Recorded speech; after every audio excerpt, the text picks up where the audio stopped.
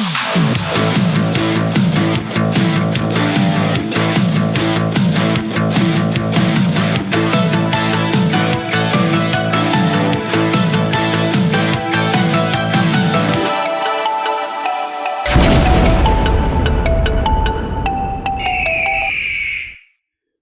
everybody, and welcome once again to the United States of a Movie podcast, the highlight of my week and hopefully your week as well. It's the podcast for movie fans, made by movie fans, where we try to answer the unanswerable question. It's impossible in so many ways, but we try to pin down the one movie to represent each state in these United States. My name is Ollie Pettigrew, a huge fan of movies. I've hosted movie shows back in Asia. I used to host right this minute here in the States, but honestly, movies are my passion. It's my hobby. It's what I love to do in my spare time, much like my two esteemed co-hosts that make this podcast just so fantastic. Will Hirsch, Ryan Sandler, welcome back as always.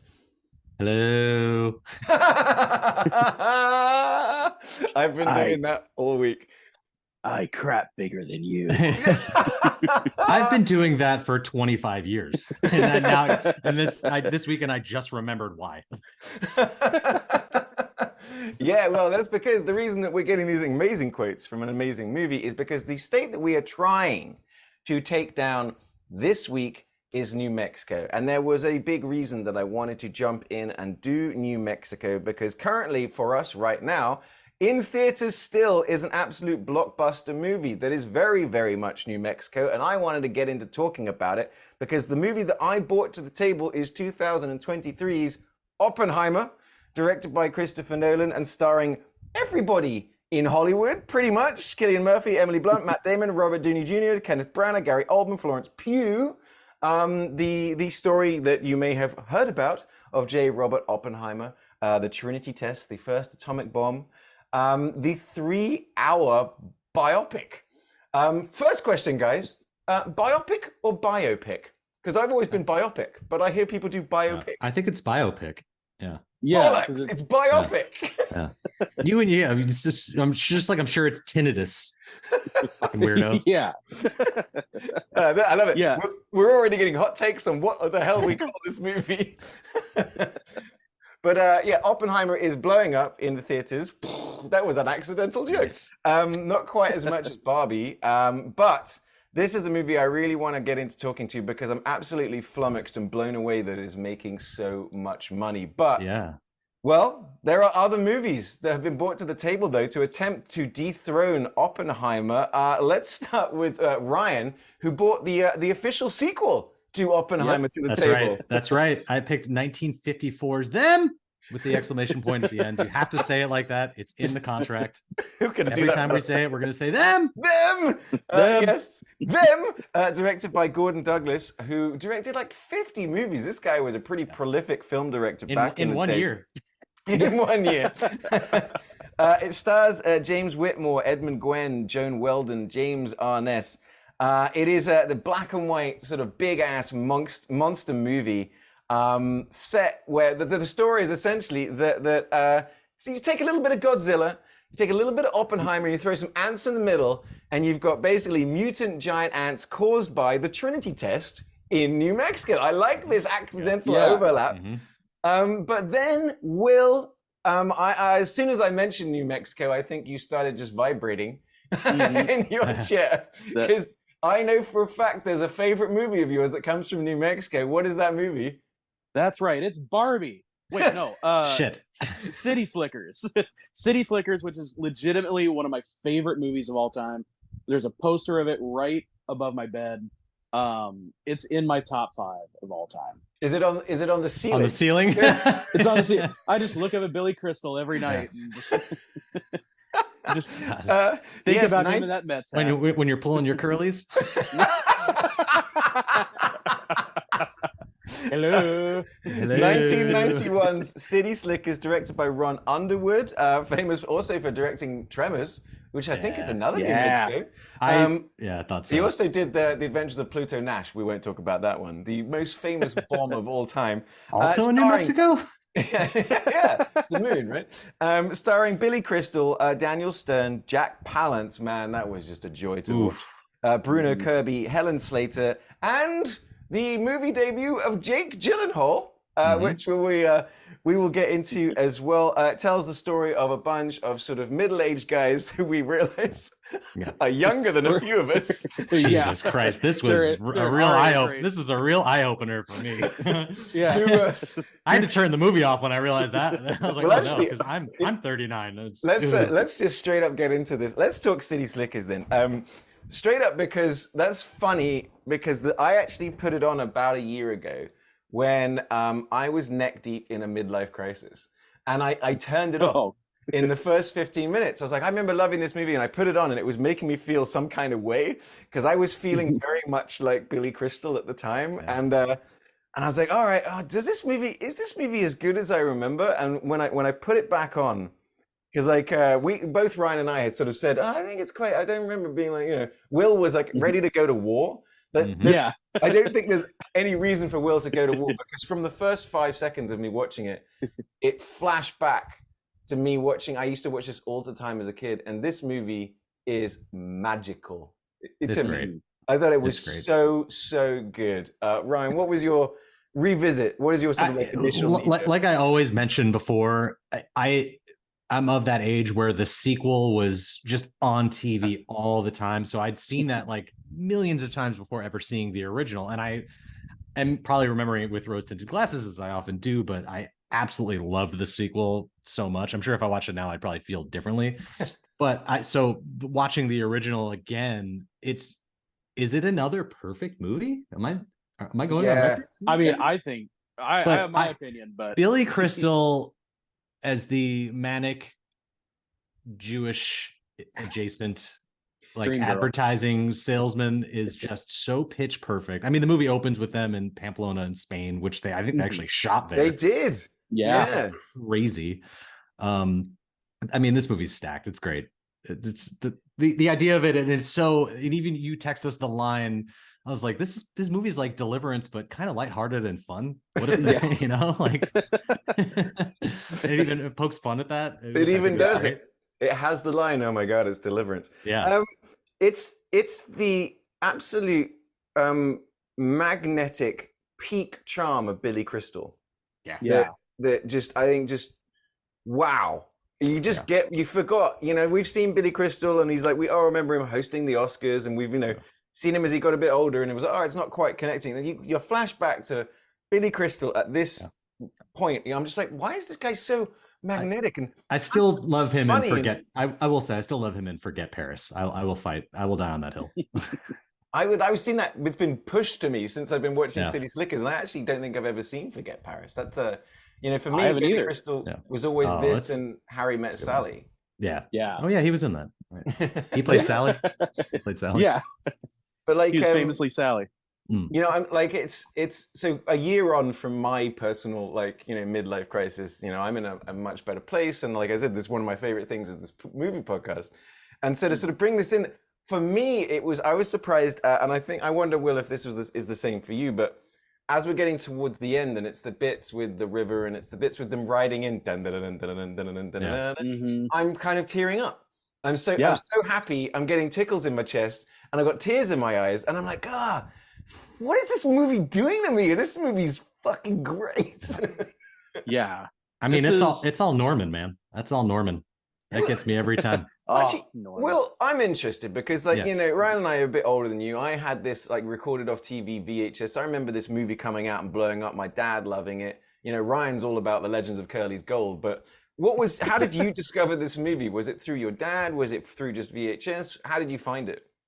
Yeah, so my dad and I went to the movies together to see this. So I saw this in theaters, and it just instantly became like one of our favorites. Like, my dad is not like me with a wall of movies behind him.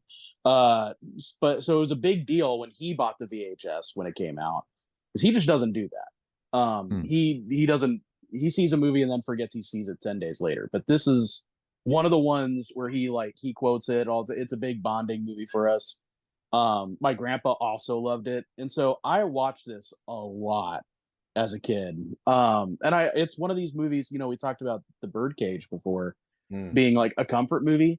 This is my comfort movie, like even more so than that, because if I'm feeling down, if I'm in a bad spot, I put this movie on and I start to feel a little bit better. It's a hugely important film for me. It is a pick me up. I mean, Yeah.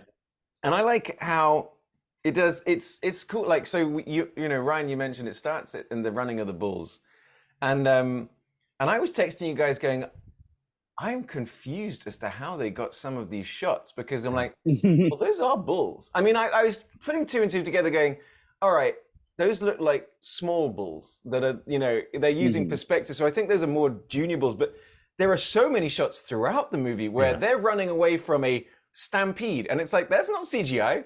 That's just a bunch of things in the background. And they were like doing some pretty impressive shots that are like, that for a movie like this, you think they would just sort of fake quite easily. But there was that initial just opening, the running of the bulls was a very, very like, that was a well shot. That was a well shot scene, and it's funny and exciting, and you're getting all the character beats and you're learning who they are. I thought it was like a very clever opening. And then the cut to him in the doctor's office. Yeah. That whole like that juxtaposition of those two shots. I will say it's very interesting to watching this movie when I was much younger versus watching it now where we're more or less the same age as these characters is quite the different experience. Yeah. Like my back hurts now watching that. I'm like, oh, the horses. Like I get it. I get it. I love that. I love doing stuff like that. I've talked about this before, even with you guys, about like revisiting a movie where you watched it as a kid and then you watch it as an adult and you realize you're on the adult side now. Like, those kids are so wrong. But in this case, it's like understanding these guys more and you know, seeing yourself in them or seeing your friends who've gone through similar things as well now as we're middle-aged guys instead of the kids we were when we saw this movie. And to be clear, you're talking about Oppenheimer. Yes. Okay. But actually, Ryan, I want to, because you referenced the shot of like he gets gored by the bull and it goes into his mouth, and then we come out of the mouth and he's at the doctor. But in the middle of that is the credits, which have all these cartoon animations. Gosh, yeah, so cool. As soon as that popped up, I'd forgotten about it, and then I was just laughing. I mean, this is a movie that I, watching by myself in my house by myself, laughed out loud maybe 10 times. That's just great. like actual laugh out loud, like, oh my God, I forgot how funny this movie was. And it starts with just the comedic animated. Like, it's really good. It's really good. And I don't remember if they did that for the sequel. They might have. Oh, I bet they did. Yeah. But like it's up there with like National Lampoon's Christmas Vacation, where it's just the cartoon credits intro, which why don't more movies do that? Oppenheimer should have done that. That would have been, just, you know, like one of the last great stylized opening credits was Catch Me If You Can. Yeah, Saul Bass. Yeah. That's so cool. Like, and it's like, and you're right, it's like more people, like, why don't more people do that? And it's kind of like an old school thing. Ooh, yay, we've done it again. This is, you know, it's what we do now is, by the way, the plot of the movie. Just in case you're one of those people that hasn't seen City Slickers, it is currently available on Prime. Though the transfer on Prime very much looked like a film to VHS to DVD. Yeah, transfer. the quality was. Oh, did it? Yeah, it wasn't a very good transfer, but that actually helped with the whole nostalgia thing, to be honest. Will actually busted out his old VHS to really sink into the nostalgia. Get back into it. It's reel to reel 8mm. That's right. It tells the story of three best mates, Billy Crystal, Daniel Stern, and Bruno Kirby, who every year do these insane sort of like adventures, most of it driven by Bruno Kirby, Ed, the character Ed, where they go off and do something crazy, be it the running of the bulls, be it we're going to do parachuting, be it this, that, or the other. It's kind of like they're still trying to be boys. They're still trying to have their man time. And this particular one, because the movie starts with the running of the bulls, and then we jump a year. Like, you know, so it's given us an intro to the characters, an intro to their wives, girlfriends, or just terrible wives.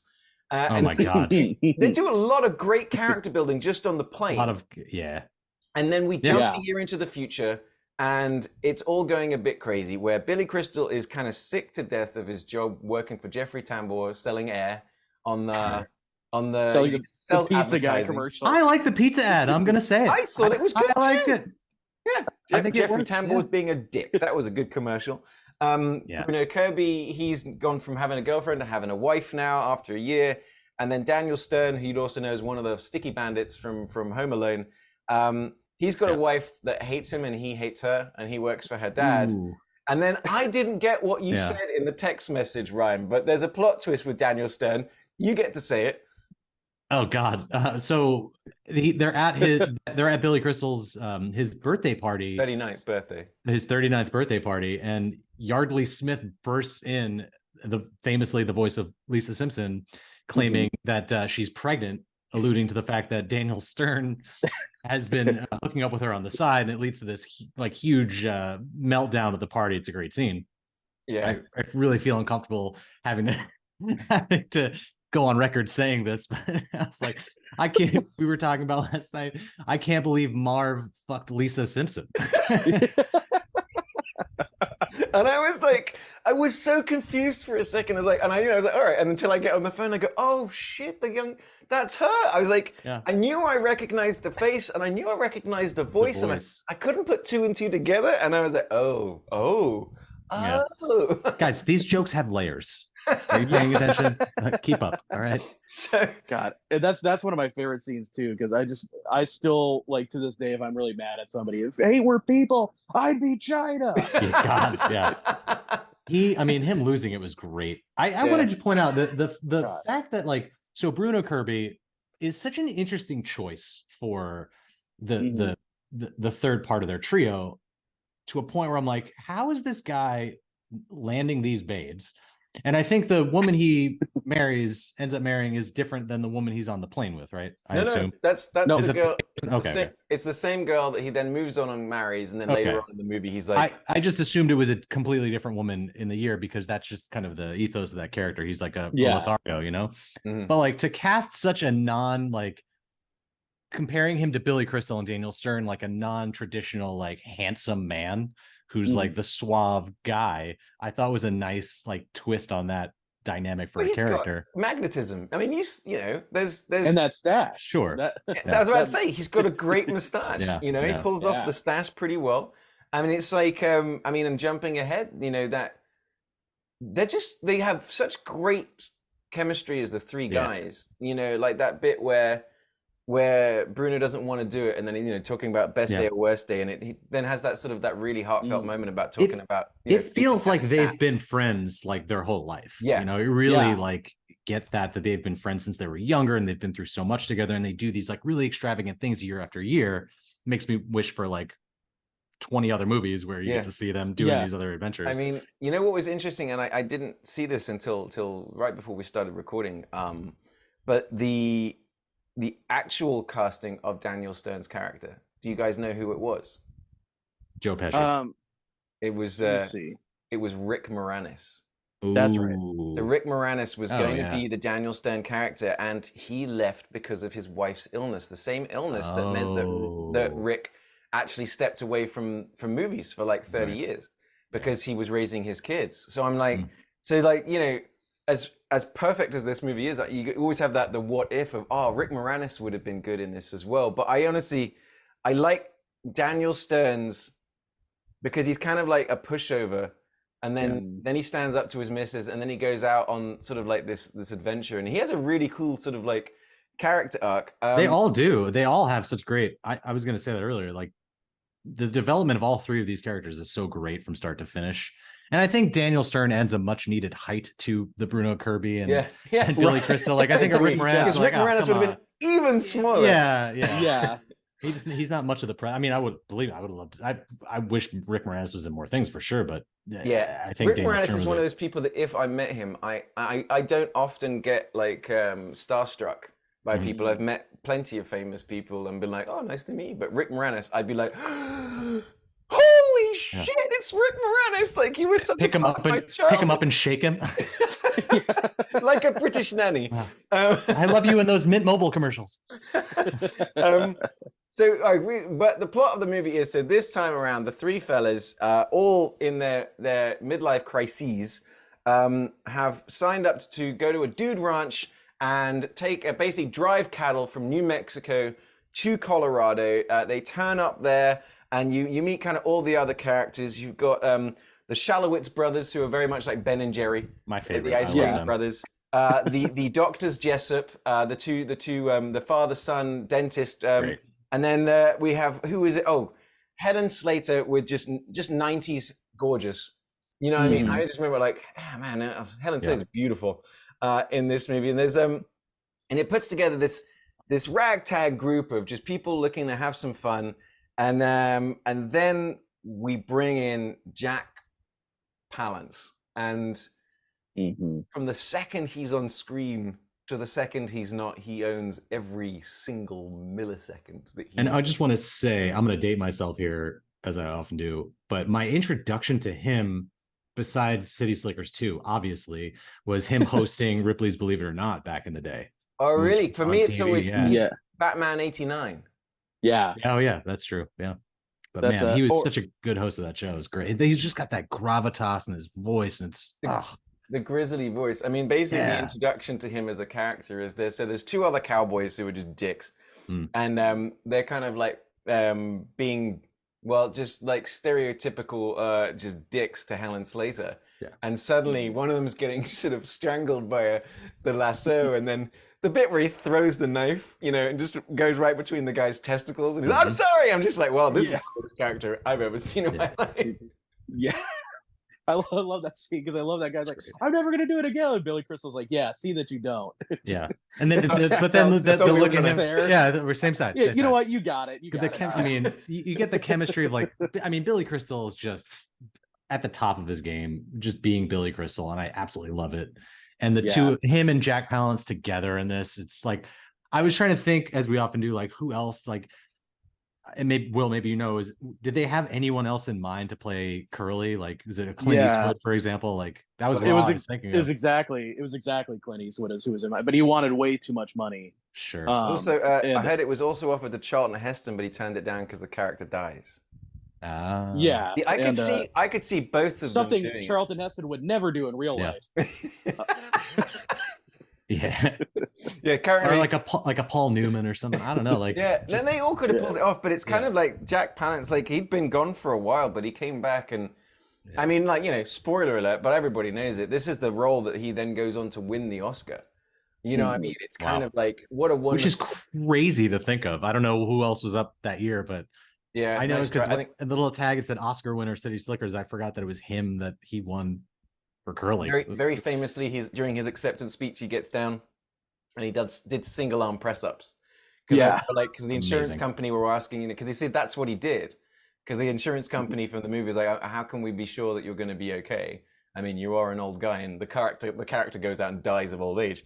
But he just sat down and did single arm push-ups. Unceremoniously, I kind of forgot that because again, like in the sequel, I know it's his twin. Spoiler alert: it's his twin brother, Duke. Yeah. But I forgot that he dies in this movie, to a point where I was thinking of something else where I thought they like buried him, but then he comes back at the end. But then the second one was bleeding. That's the second one in my brain. Where he comes out of his grave. Yeah. Yes. I mean, that's, I think, a perfect example of people not realizing when they wrote and made this movie, they weren't expecting it to be the gargantuan hit that it was, because they've written themselves into a corner that when it comes to a sequel, we were like, all right, he has a twin brother. The daytime soap opera trope. He fell down an elevator shaft. I don't know. But we put a brain transplant. So it's going to be fine.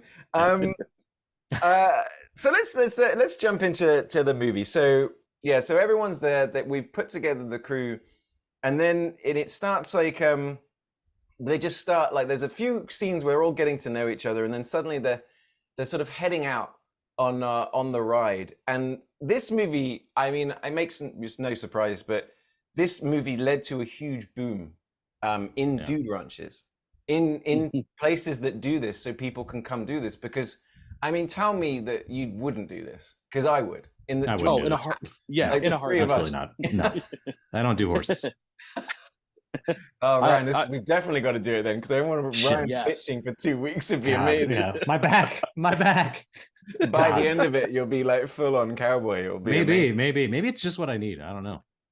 But this, it just, you were kind of saying, it really is. It rides on the back of Billy Crystal. You're trying to figure out. I mean, I'm trying to figure out, like, how much of this is just him riffing. You know what I mean? He's a great stand-up comedian. There's so many little jokes. He's just being so Billy Crystal about things. He's a bit of a smartass, and he's got like an answer for everything, and it's kind of his defense mechanism. But he's just so charming at the same time. Yeah. And I mean, this is. Sorry, go ahead. Oh, I was gonna say this is like a pretty autobiographical movie for him, because Everything from like when he is woken up in the morning on his birthday by his mom, that's something that happened to him in real life. His real mom, that's his real mom doing that character. So my mom does every year. Yeah, calls up, recants the story of his birth. That really happened to him. The story about his first baseball game that he went to, that's a real story from his childhood. That's not made up. And that's his daughter playing his daughter in this movie. Oh, So shit. there's so much of real Billy Crystal in this film, with the exception of the Mets hat, because he's. I was gonna say, yeah, that threw me because no one's a fucking Mets fan. Yeah, well, the Mets had made like a large donation to Just for Laughs, and so out of respect, he was a Mets fan. Is that why the Ice Cream Brothers are also on the phone going, "What's the Mets score? The Mets score." Yeah, probably. That's like Ben Affleck wearing the Boston Red Sox hat in he Gone was Girl. shooting for 3 days. There's sacrilege. Like, Gone Girl. He's like, "No, I'm not doing it." I'm like, "Dude, Jesus, No, wow." no. Take crap seriously. Yeah. And then so there's, oh my God, I was just laughing so much because it's like as the movie progresses, it's like one of the first sort of like big moments is where they've all camped overnight, and Billy Crystal in the morning is like, "All right, guys, let's have a. I know we're camping, but look what I got. Let's grind our own coffee." And I was like, "Oh, I forgot about this." And of course, he starts grinding it, and it kicks off just such a funny scene of all this stampeding of the it's so ridiculous of the cattle. But that's another one of those scenes that I'm watching, going, "That's a dangerous shoot." Like those are real cattle, and they're really running through things, and you see that's Billy Crystal jumped in a tree, and you see, okay, there's things going through in the foreground, and there's the other thing, with Daniel Stern running away from them and jumping onto the rocks, that I'm like, this is a good scene because I genuinely feel like the actors are in danger. Yeah. So much like Deliverance, it's like them doing everything, Yeah. This is that Ron Underwood. He's really, really good at like constructing scenes like this. I mean, Tremors is the ultimate example of like that movie uses every visual trick in the book, and it's so convincing. And he's like bringing that to this movie as well, like the way he's using the forced perspective and all that to get those shots. Because they're all there. The cows are all there, but the way they're constructing the shots to make it look like, Daniel Stern almost got trampled is just incredible. He's a very underrated director. That's done that is The Lion King, and that was animated. Yeah, all practical. But you're right, like all like the shot work, the camera, like this movie looked fantastic. It still holds up. The one thing that was crazy to me was, on their way, the two Ice Cream Brothers, one of them has a cell phone in 1991 getting reception all the way out in New Mexico. Was the only thing I was like, there's no fucking way. That's how rich that ice cream is. Right, you can tell how rich they are. Exactly. But not to jump ahead, the showdown between the two of them. I was about to say. I wanted it to go on forever. It's so good because it's shot almost like a. So there's a scene that happens at night, if you don't know, where there's the Ice Cream Brothers, and they're talking about how one of them can always tell the right ice cream for any meal. And then Billy Crystal's like, "Okay, I'll challenge you." But it's shot like a showdown at dawn. It's shot like like close-ups of their eyes. Yeah, like, oh, and man, it's like, and then goes asparagus, and the look on the guy's face. He's like, this is a salmon, rum raisin, grilled or smoked rum raisin. Yeah. But then it cuts to his partner, like, is he gonna get it? But that's what I mean, is that it finds the comedy in so many little scenes, but then also finds the drama. So after that whole coffee situation, there's been a whole bunch of cattle have run off, and that sets up the Billy Crystal going off with Curly. Incredible. And it's like, at this point, Curly's terrifying. Billy Crystal's like convinced he's gonna die. But they get those special moments. There's the two special moments. Is one, the birth of Norman, which is like, and I was asking, did he birth a real cow? How did they do that? Like Will said, either they did it for real, or some poor prop person had to build a very realistic cow. I think they just they lubed up a piece of carpet and shoved a calf through it. That's what it looked like to me. But the detail on the vagina was, they spared no expense. Wizard. I got some for that prop guy. Yeah. But the other great scene, and it's, I think, it's just the Jack Palance talking about the love of his life being this beautiful girl. Even before that, though, like but even before that, the two of them with the harmonica, like that scene where Yeah. they're breaking down each other's walls. Well, it is. I thought that was You're great right. because Is you that really see that like Billy Crystal is really like wincing back, and he's kind of like yeah. cowering in fear, and Jack Palance is just Yeah. sharpening this knife, and they have this true bonding moment. I thought was really Well, fantastic, and it just set up the tone. It's the moment that Billy Crystal stands up to him Yeah, and just says no and keeps Yeah. playing, and that's when Jack, like Curly's just like, oh, okay, you got some balls after all. yeah. And suddenly he's Yeah. there singing with him, and you like, That was you great. my favorite. I remember texting you guys. Is the bit I forgot it happens until the moment it's about to happen, where he's playing the harmonica, and Curly throws the knife, and he goes, Yeah.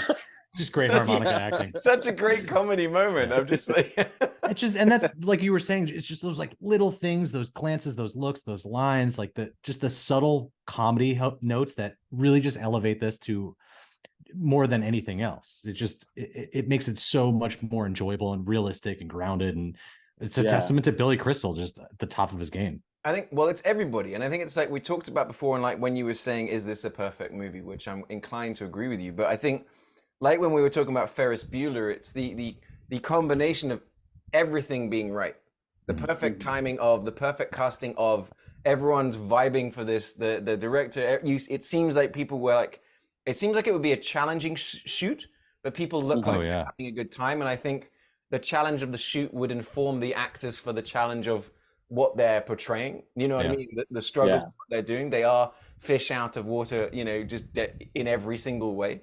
And it comes together in such an amalgamation. But like, to go back to that scene that comes after the ones we were just talking about of Billy and Curly, like, you know, talking about that first love is such a, that's, I think, where you just see Jack Palance, like, just, you know, you already start engraving his name on the Oscar.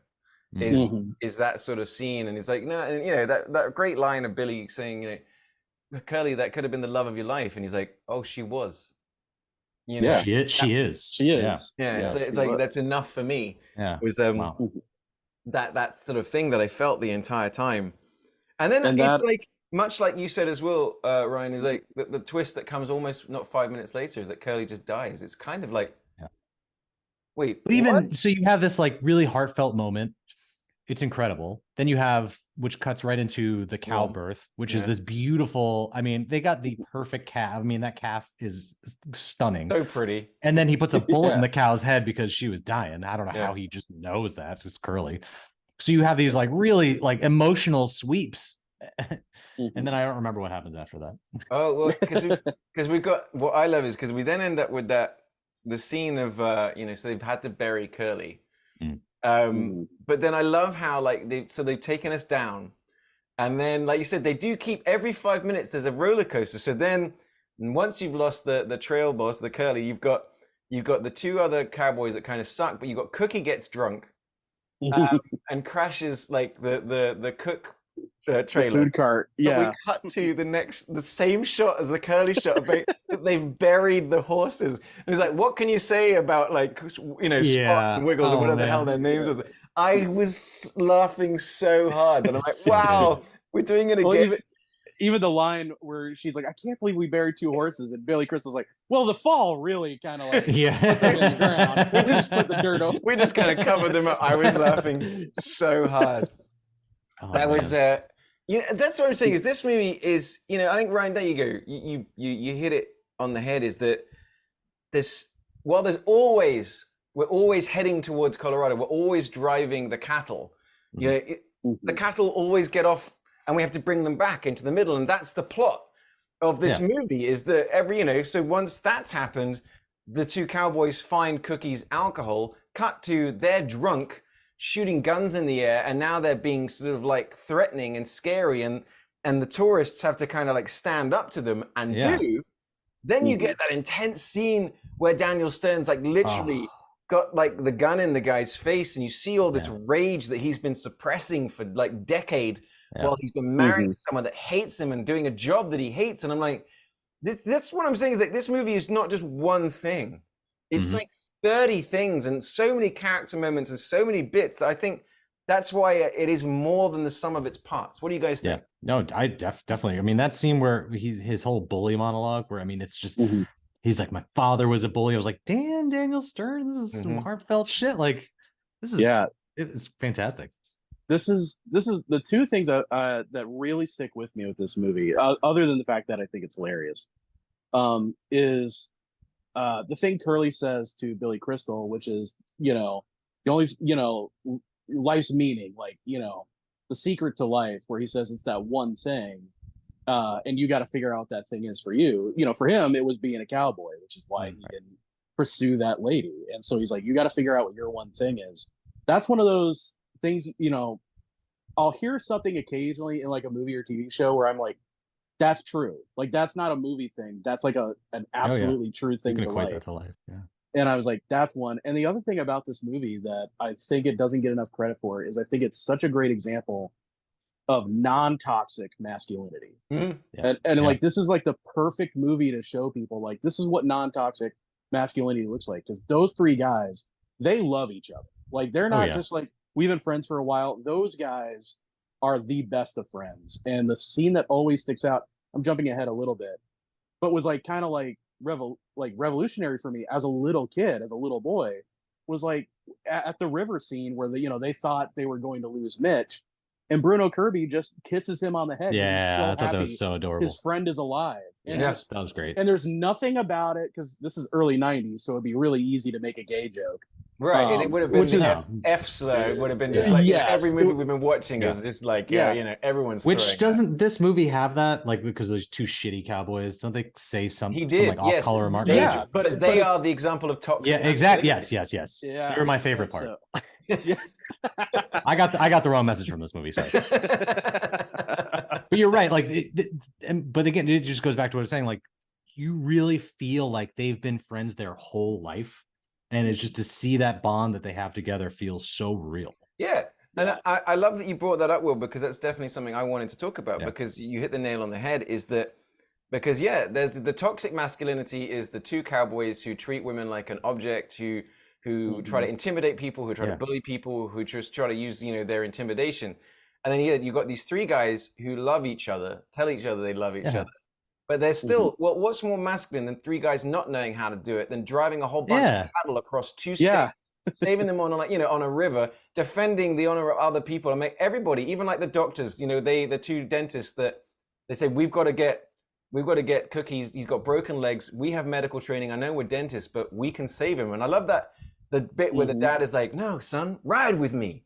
Like, I thought that was so great. That was so great. So I'm just like, that you see is that it really is the success of just positive relationships, and just instead of the even Curly, because Curly might be he's the picture of masculinity, but once he opens up, he's singing there, he's talking about the lady that he fell in love with, and he's like, he's just like, I might be a tough old coot, but at the same time, you've got to have something inside. You don't have to be an asshole. Right. And I was like, you're absolutely right, Will, that I think it's a fantastic example. Now that you say it, it's like those two toxic cowboys almost feel out of place in a movie like this, but the movie kind of needs it to have that balance. I'm thinking about it, I'm like, why are those assholes in there? But for conflict, basically. That was it. So like, you probably picked up, like, as we were talking about the plot, it ends up that the three fellas, well, actually, to begin with, it's Bruno Kirby decides, he's always the one that says, I can do this. But in this case, and Billy Crystal is right. He's saying man, you're always playing this game. You're playing this one-upmanship. You're competing against everyone and no one and yourself. And in this case, he's like, I believe I can do it. This is actually real. Then Daniel Stern is like, he's just had his moment of like, no, I'm like, he's feeling empowered. He's finally, for the first time, feeling like he's in control of his life, even as everything's out of control. And Billy Crystal is like, he rides off. But then we get such a heroic moment of him coming back like 5 minutes later. He's got Curly's hat on. And for me, it's like, and I'd forgotten about it. Like I said, forgot about it until it was about to happen, because it's been planted fucking 45 minutes before. But they're talking about Mitchie the Kid. Mitchie the Kid, baby. And hey, it's Mitchie the Kid. And I got such tingles. And I'm like, God damn this movie. The scene of him Yeah. coming over the hill with the Yeah. hat and doing the twirl. I'm like, Yeah. damn, dude. Mhm. Mitchie the Totally Kid is ripped off back. by the Two Towers when Gandalf returns at Helm's Deep. It's the exact same shot. Yeah. Famously Stupid from knows this what I'm movie. talking Yeah. Shut up, nerd. I can't believe Tolkien ripped this movie off. Yeah, absolutely. I do Yeah, have then one it question. sets up, like, you know, again, a great scene, very reminiscent of Deliverance, where they squeal like a pig. Where it's the river scene, where that was Oh, a very man. good scene, where they've Wow. got Yeah. actual cattle crossing a river, and I'm looking at it going, that's either an incredible rain rig or it was for real raining. Yeah. Because you know when you see it raining in a movie and then you look in the background and it's not raining. Mhm. Yeah. In this case, Yeah. it looked like it was soaking. Yeah. And you've got scenes of Billy Crystal in the water, and then an actual calf comes out of the water. I'm like, how are they shooting this? Again, I'm asking myself this question so many times of, no, they're just doing this under a controlled condition, but for real. In Yeah, certain and it- ways. It just, I mean, and it felt real, and it looked real, and it looked cold and scary, and Mhm. very reminiscent of Deliverance. I know we keep going back to that, but you know, the similar plot, like these three guys out of their depths, literally. But there wasn't You know, one shot that felt, there wasn't one matte painting. You know, No. there wasn't No. one like bad green screen. A day for there night wasn't bullshit. one- Right. yeah, no sound stage. You know, I think this entire movie seems Yeah. to sort of like be shot for real out there, and I think, you know, that's why it's going so well. And then at that point we get the sort of the last bit, that last beautiful shot, which I think is Colorado, that valley in Colorado, where you got it's going down in the background, you've got the ranch, and then that kicks off what again, and it's the musical cue as well. Whoever's doing the score, when it gets to the bit where they're riding down, the score gets so heroic, and then it pauses and it lets the guys go dun, dun, dun, dun, dun. And I just, at that point, I've got pure just joy going through my body, like all of the serotonin is being released, and I go, this movie, no wonder it was such a freaking huge. I had a question about the song. Was that song made specifically for this movie, or is that a famous song from an old Western? Yeah, film? it's an old Western theme. Is it a TV show? I can't remember. Rawhide. It's from Rawhide. Okay. It's dun, dun, dun, dun, dun, dun, dun, dun, Yeah. dun. And I love the bit where dun, dun, dun, dun, dun, dun, dun, and then Yeah, they're singing it to the together. front. I thought just so good, so good. Yeah. This movie was a gargantuan hit. It was, I mean, like in unadjusted 91, numbers, yeah. it was $180 million hit, Oof. which is basically crazy. Oppenheimer levels, I think, when you Yeah. when you For real. adjust. Yeah. Now, I was gonna say, there's one more fantastic gut punch that this movie has that I totally always forget about, is at the end they're like, well, we brought all the cattle back, and they're like, oh, we're gonna have them all slaughtered. That's, you know, that's what we do. They're worth a lot of money. We're gonna have them killed. And I'm Yeah. like, oh man, they just went through all of this for that. You bastard. Yeah, but it's also the real. I like that they Yeah. do that. They go, well, where do you think all that meat under cellophane comes from? It's like, prices are sky high, and I'm a businessman. It's like, thank you very I'm like, much. but still, Norman, no. yeah, Yeah. we Good get- And old I like Norman. that. I like that Bruno Kirby was the only one that said no to the sequel, but they somehow got Jack Palance and Norman back. Right. Yeah. That's always been one of like the most confusing things to me about the sequel. And not, by the way, I've gone on record as I think City Slickers 2 is one of the worst movies ever made. I will fight you. But I will but, fight you. that's despite the fact that I do like John Lovitz quite a lot. Like Yeah. not in that movie, but as you know, I've seen him do interviews and sketches. Yeah, and I stuff. love him. He's a very funny, great guy. Mhm. And he punched Andy Dick, so he's like immediately one of the coolest people ever. But there's just something that always like, I don't think I ever got a real answer why Bruno Kirby didn't come back. Because he didn't die until 2006, so it's Yeah. not like he wasn't available.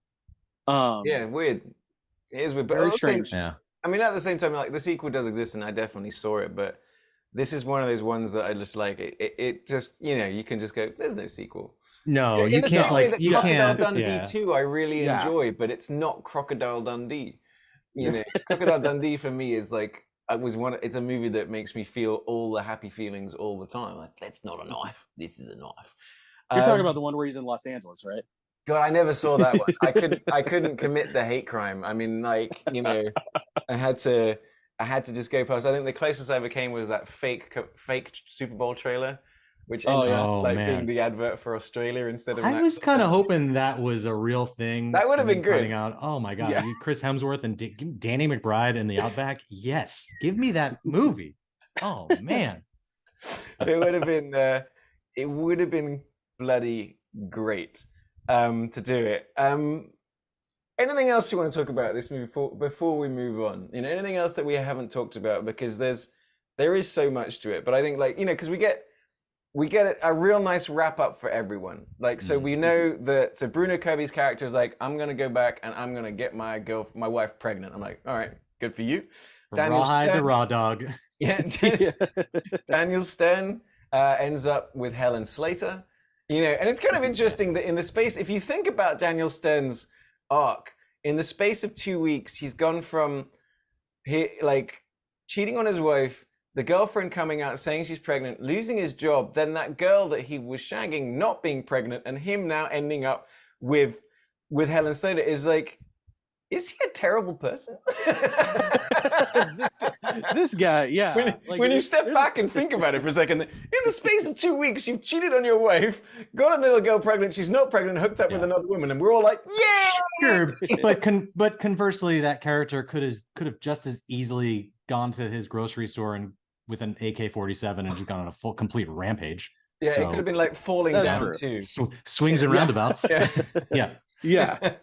Hang on, Falling Down 2. Oh God, you know what? When we return to California, that's a movie we should talk about. That is a great movie. That's what I love about this. Every time we're doing this podcast, we're like, oh, we have to talk about that movie. Let's return to that one. Yeah, we got to make it clear to the listeners, like, we are going back around the U.S. Like, we've got a few trips to make around. For real. There's a lot to discuss. There are certain states where the pickings are slim, but we can certainly sort of duck back into history or look for these independent movies. But there are other states where it's, the bracket is 500 great movies. That's tough. I don't think the fans realize how difficult it is some weeks picking a movie. Oh my God. It's the Sophie's Choice of Sophie's Choice. Yeah. But it's good. I'm comforted knowing that no matter what movie we pick, everyone we somehow managed to keep everyone perfectly happy and content. There's no contention or arguments in the movies that we pick, because it's the I never get any comments that are like, how did you not talk about this? It's crazy. That's why I'm not on social media. No one's ever upset.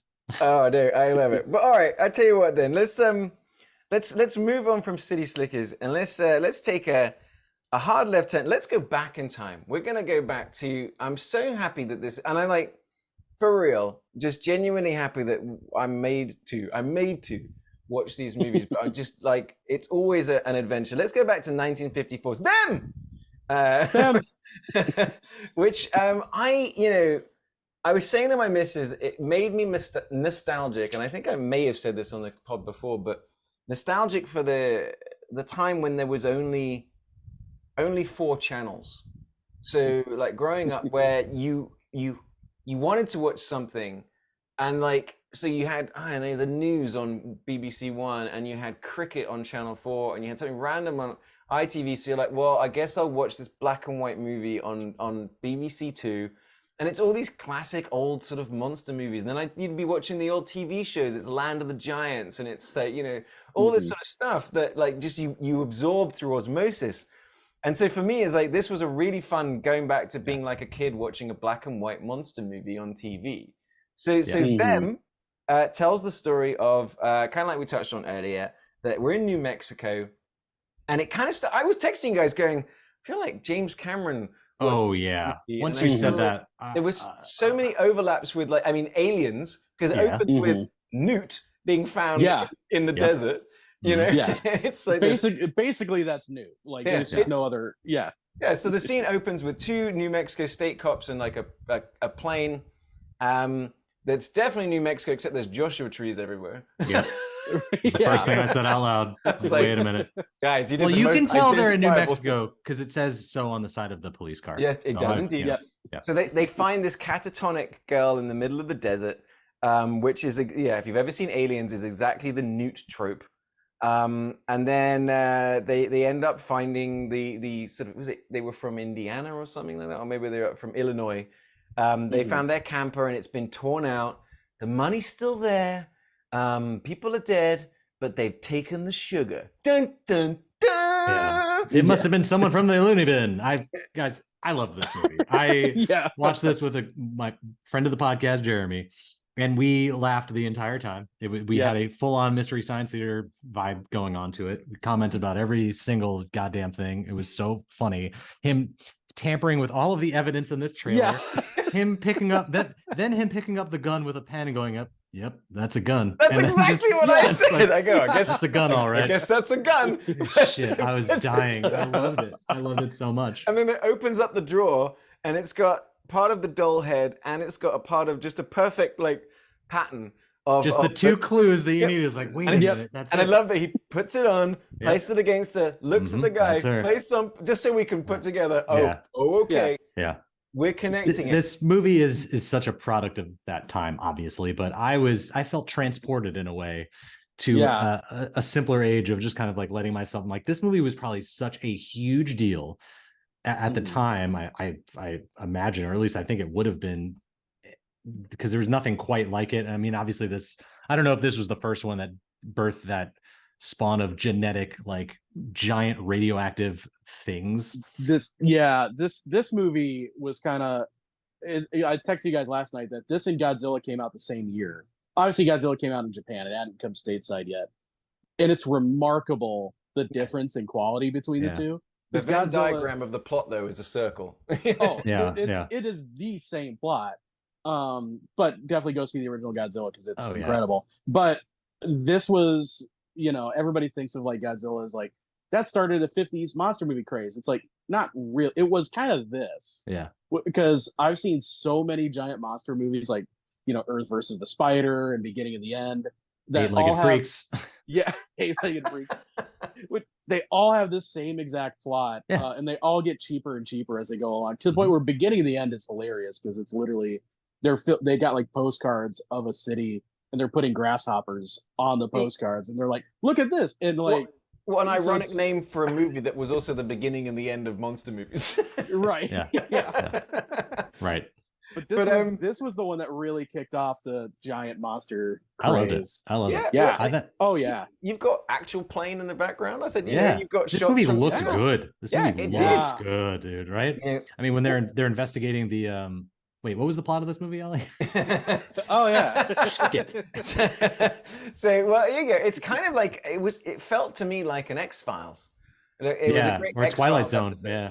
Or Twilight Zone, and it's like it's like, so they then go, let's go check on the general store. They go to the general store. It's also been torn open from the outside. What I love is that they open the place has been wrecked. All of the sugar's been stolen again. All of the money's still there. There's a rifle that's been bent. Obviously shots have been fired, and they find this is my favorite part, is that they find Gramps, or whatever his name is. He's in the basement and he's all covered in blood, and they shoot on him, and you see his chest. Yeah, he's just breathing. You can see him breathing, and they go, "Oh, he's dead." I go, "Guys, he's breathing." I love, my favorite thing about this movie is that everyone is terrible at their job. Yeah. To a point where they're going through the list of things that could have possibly killed him. And they're like, well, his chest was caved in, his skull was crushed, his arms and legs were broken, and he's got enough formic acid to kill 20 men. Well, that was probably it. Not all the other shit. Yeah. What do you think, guys? Yeah. It's probably suicide, is what we're saying. Well, he was 49, so he died of old age. Yeah, the good innings. Like open and shut case, Johnson. It's great. It's great. So, and then, well, I guess so. There you go. So then, when they're analyzing the scene, there's a footprint, an ant print of some kind. Yeah. But that's when it sort of escalates, and that's when it kind of involves the federal government. So an FBI agent, he rocks up. That's James Arness, and then the father-daughter team, the British, not British, British, I not when British. he before he got off the plane, I'm like, please be Russian, please be Russian. Please. I Yeah. just wanted some kind of crazy accent, but no, just straight up white dude. But he's Yeah. kind of British. And Yeah. then so it's Edmund Gwen. And so he's very much an expert. And he's being so frustrating. Oh my God, this He's guy. like, the guy goes, so what is your theory? I can't tell you my theory until I've proved my theory correct. It would be bad science. And He is the worst scientist ever. This He's guy so is bad. such a dum-dum. and I mean, it's fantastic. Like every scene he was in was great. I mean, I was getting real like Dr. Strangelove vibes for some odd reason. I was gonna say there's no chance Peter Sellers didn't see this movie and he's like, I got it. It's crazy. It's crazy. From the bit when I mean, I know I'm jumping ahead as we often do, but the scene where he's learning how to use a radio. It's my Dude, favorite. you're a fucking scientist, man. This is the little comedy scene of like James Whitmore going, no, you gotta say over when you're done. Well, they know I'm done. I've stopped talking. They want it till you say over. You say over, and then like if you're done, you got to say over and out. Like they know I'm done. He's like over. Oh, now you're happy. I was like, God, it was great. Yeah. God, like, this movie. For the first 20 minutes, as soon as for the first 5 seconds, but it lasted me 20 minutes. Is the sergeant, the one that we're talking about, kind of like, as in many ways the protagonist, but also I mean like it's sometimes shifts of who the protagonist is. Yeah, it's unclear. I was like, why do I know that guy? I know that guy. Do you guys know why you know that guy? Because you know that guy. From I do know this movie. I don't have it down because I didn't take too many notes on this, but I got distracted by the 2 other cameos in this movie. So James Whitmore, that sergeant, I guarantee you've seen him in a movie. And I was saying to my missus while we're watching, it's bugging me. And then suddenly I was like, it's Brooks from Shawshank Redemption. Oh right. shit! Yeah. Nice. It was oh something my about it was God. the brow meeting his nose. I go, I know that face. Yeah. And it's like, man, Brooks from Shawshank. He kind of has that Lloyd Bridges type of. That's the thing, because like, he looks like Lloyd Bridges' brother or something. Yeah. So wait, who are the 2 cameos that I missed? Oh, so one is you catch a young actor. Not a lot of people know him. Leonard Nimoy. What? Leonard Nimoy is in it for about half a second. He's like an unnamed like army. Like he's the one at the. I think it's like 2/3 of the way through the movie. They get like a telegram or something, and he's like an army specialist. God, my favorite and scene. He goes we'll and get into that. he hands it to the secretary. That's a very young Leonard Nimoy. No shit. Yeah. And the other one is Fess Parker is in this movie, and I recognized him immediately because my dad loves old Davy Crockett and Daniel Boone, the Disney TV shows, and he played Davy Crockett on that show. I used to watch that. And so I instantly recognized him. I'm like, that's Davy Crockett, and he's like playing crazy Texas pilot. Who they meet in the mental hospital. Oh, that guy. Oh my God, that's great. That was great. They go through the whole thing. They're like, no, we believe you. And then they leave like, you can't let this man out. He's crazy. Fuck this guy. It's so funny that he's in this because it's a little bit like if you guys ever see the movie High Noon, Lee Van Cleef is like gunman number 3. And the guy who's playing like the big, scary, intimidating villain is like Doughy McWhitebread, who you've never heard of before. Great. And you're just like, the guy who played the bad in The Good, the Bad, and the Ugly is right there. and everyone's like, well, this guy, it's fine. He's tall, so he's the villain. It's good. Like, oh my God. So it's similar to that. All right, let's get back. We'll get back on track. Yeah. So they find somehow a footprint from one of these creatures. It just in the desert, just like right there. Just one in loose sand. Just one. Yeah, just one. You'd think there would have been about 1,000, but they find one. So they cast it. They send it off to some agency, some agricultural thing, which probably takes weeks. You would think. Yeah. Well, actually, this movie takes place over 6 months. You realize? Oh shit. Yeah, towards the end, it's like, oh, they've been working on this for months. It's kind of reminded me of Outbreak as well, the Dustin Hoffman movie. Yeah. Oh yeah. So then we get the two scientists, we get the FBI agent, and then it becomes kind of this X-Filesian sort of exploration of it. They go, all right, they find all this different evidence, and they go, this is the acid that comes from ants, and what we're looking for, and they always make this sound, which I have to be honest, it reminds me of Dumb and Dumber when Lloyd goes, "Do you want to hear the most annoying sound in history?" It's the sound that those ants make, and like of all the sounds you guys could pick, every time the ants, I'm like, kill the goddamn ants, kill them. Yeah, I said it was like a rusted timing belt on like a 1972 Buick. It's just like this squealing sound. But it worked. I mean, at the time, that probably traumatized so many kids seeing this movie. I mean, it works for me. I can't listen to this shit anymore. And I don't know about the sound mix when you guys were watching it, but on my TV, that part was so much louder than the rest of the movie. Yes. And I was oh my God, like stop.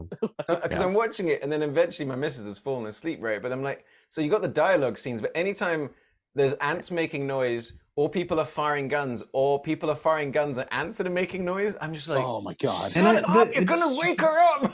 It's funny because the reaction of the actors, obviously they can't hear that noise on set, but they're always like so inquisitive, like maybe it's the wind. Like they just don't piece it together. That's this insane sound. You hear that? Okay, guys, there's nothing in the world sounds like that. I better walk directly into it. Right. Boom. Dead. But then it's like, it's what I like about it is that they do sort of like, you know, as annoying as the scientists are being, they're like, well, we have to make sure that we're right. And then, of course, they get proved right by, you know, when a 10-foot ant shows up. And they're like, kill it with fire and everything. Wait, you mean when this giant ant somehow sneaks up on them and moves ever so slowly? And God, this movie's great. I loved it. It's so silly. It wanted to take itself so seriously, but it's like it's not being silly, and it's not silly, but it is silly at the same time. Like in a fun way, and it's a fun kind of like in a modern context. Yes, of course. But it gets shoot the antenna. No, shoot the other one. Shoot the other antenna. Without them, he will be useless. There is some great exposition in this movie. There's like there was one particular scene where the Joan Weldon's character is giving exposition, but she's doing it appallingly. Her line read is terrible. I feel like it was like, oh my God, she's so bad. I kept waiting for like anytime she would speak, a white male character would walk up to her and shake her and like, you're being hysterical. It's God, that's the one thing. This is the only time sexism is funny, is in 1950s sci-fi movies where they're just like, you can't go into those caves. It's not a job for a scientist, let alone a woman. I can't wait. Oh God, a woman scientist. My God, we're doomed. What's the world coming to? Nothing says good job like a firm, open-handed slap to the backside. Even like her character introduction, like her getting off of the. Getting out from under the plane, the legs, and everyone's just eyeballing her. Just then the FBI agent's like, I feel like I need to get my suit pressed. And you know, that's what. If you're a doctor, maybe I'm getting a fever. You can call me Joan. Well, you can call me for dinner. And then Curly shows up and throws the knife in between that guy's legs. But what was cool is like, so then we find the first we find the ant nest, if you will. They hit it with phosphorus. That's pretty cool. They hit it with like gas grenades. That's pretty cool. They go in and they're exploring it, and then we kind of get that cool plot twist of when we look at the pictures, they're like, don't destroy everything first. We've got to take pictures, which I like. It's cool, like it's cool. Science. That when we take it to the experts, they're like, you know, there's going to be a, you know, we're getting all these ant facts, which I quite like. So many ants. Born, they can fly, and that's actually a princess, and they go on a hunt. Was it called a wedding flight? And then there'll be a couple of males, and they're going to create a couple of other places. And I thought this was a really interesting part, right? Is that so we get at the end of the second act. So we've had first act, things are happening. Second act, we sort of find the ants and we attack them, and then the balls of the third act is they then take away the ants for 25 minutes. And it's almost like it plays out like a movie for the first two acts, and then the third act is a 3-act movie. Of its own. It's like an extra episode of X-Files tacked on the end, which is okay. These queens have flown off to form new colonies, and I assumed, all right, they're just going to be somewhere else in the desert, but no. We get some pretty interesting sort of plot twists of, you know, we get the Brownsville, Texas part, then we get the Texas pilot, we get that bit where you know, the intelligence have been told to look out for sort of like strange phenomena. They have sources. they have a list of things to keep an eye on, and one of them and just six. says giant ants. 6 on the list To is a point. yeah. My favorite scene in this Flying movie. saucers. We They talked look about. like I'm like, the one thing this movie really needed was like an undercover ant like posing as a human working at this newspaper reporting, where it's just like it cuts to a whip pans to an ant sitting at a desk with like a pair of glasses, just like I casually think the typing ants are away. okay. Yeah. You would say that, Anthony. Yeah. I wonder if, and I like, you know, because what happens is, right, so like I was saying, we get this sort of third act where we know we've got to find 2 queens and 2 potential things. And, Yes, and I man. feel like, is this where we ran out of money? Because one of them is, Yeah. it's landed on a boat, it's created a colony on a boat. And we get like a 10-second action scene where it's so funny. There's the guy Yeah. very, very calmly sending Morse code Yeah. in the background. The entire crew is like, Yeah. "Ah!" and Yeah. firing They're getting guns. torn apart. Yeah. He only reacts when it sort of breaks through. But like he's doing it like this. Could not look more bored while he's doing it until it breaks through. And suddenly it's a thing. But then we cut to back to we've got, you know, we realize, He's pushing this thing for like 25 minutes, and they get the recording. It just says ants. Yeah. We got ants. I wonder what that means. Send a raid. Yeah. But like, there you go. But then they go, well, we found them on a boat, so we have sunk them. The Navy has sunk them, and it's done. I go, We've done it. you didn't want to show us a big Yeah. explosion? No, Nah. it's happened. That's taken care of.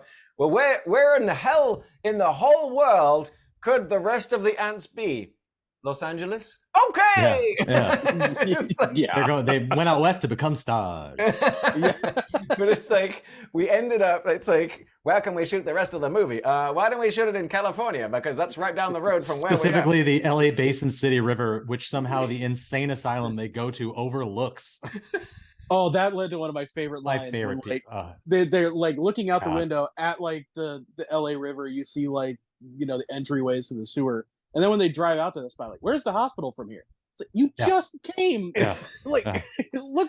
We back walked the way here, you man. were. We did an establishing shot. It's over Yeah. there. See, there it is, right there. God, The only those building right there. the crazies inside this asylum were some of my favorite characters of all time. The alcoholic asylum. God. Which Yeah. is And then- like, I there's a- like staying here. There's a bit too, it's before this, I think before they get to Hollywood, where they're interviewing 2 transients who travel by train, who were maybe the least credible witnesses you could interview. That it's just, they're insane to a point where I'm like, now where's my bindle? Just Yeah. crazy. I loved it. It was sort of because I felt like it was weird how it kind of we had you kind of lose the momentum. Like they built all this momentum up and they take all the momentum away and start the search all over again.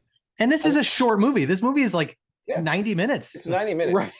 But it's like, Yeah. the last act involves them. All right, now we're in and this is kind of saying it's again very much like Outbreak. Yeah. Is suddenly they go, we have to announce it. So this whole time they've been keeping it secret.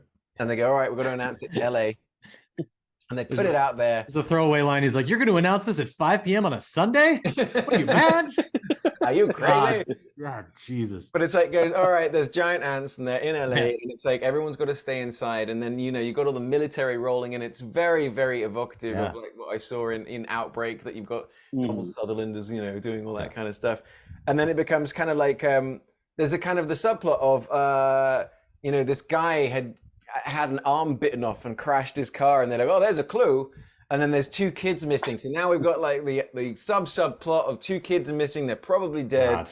And they've got to be in this basin. And then we go sort of like investigating. We go looking for these kids and in all these different tunnels. And that's the plot twist for me. Spoiler alert. The plot twist for me is James Whitmore's heroic death. Yeah, I didn't see that coming. I didn't see that coming. No. And that's kind of what I mean is like, who's the protagonist of this movie?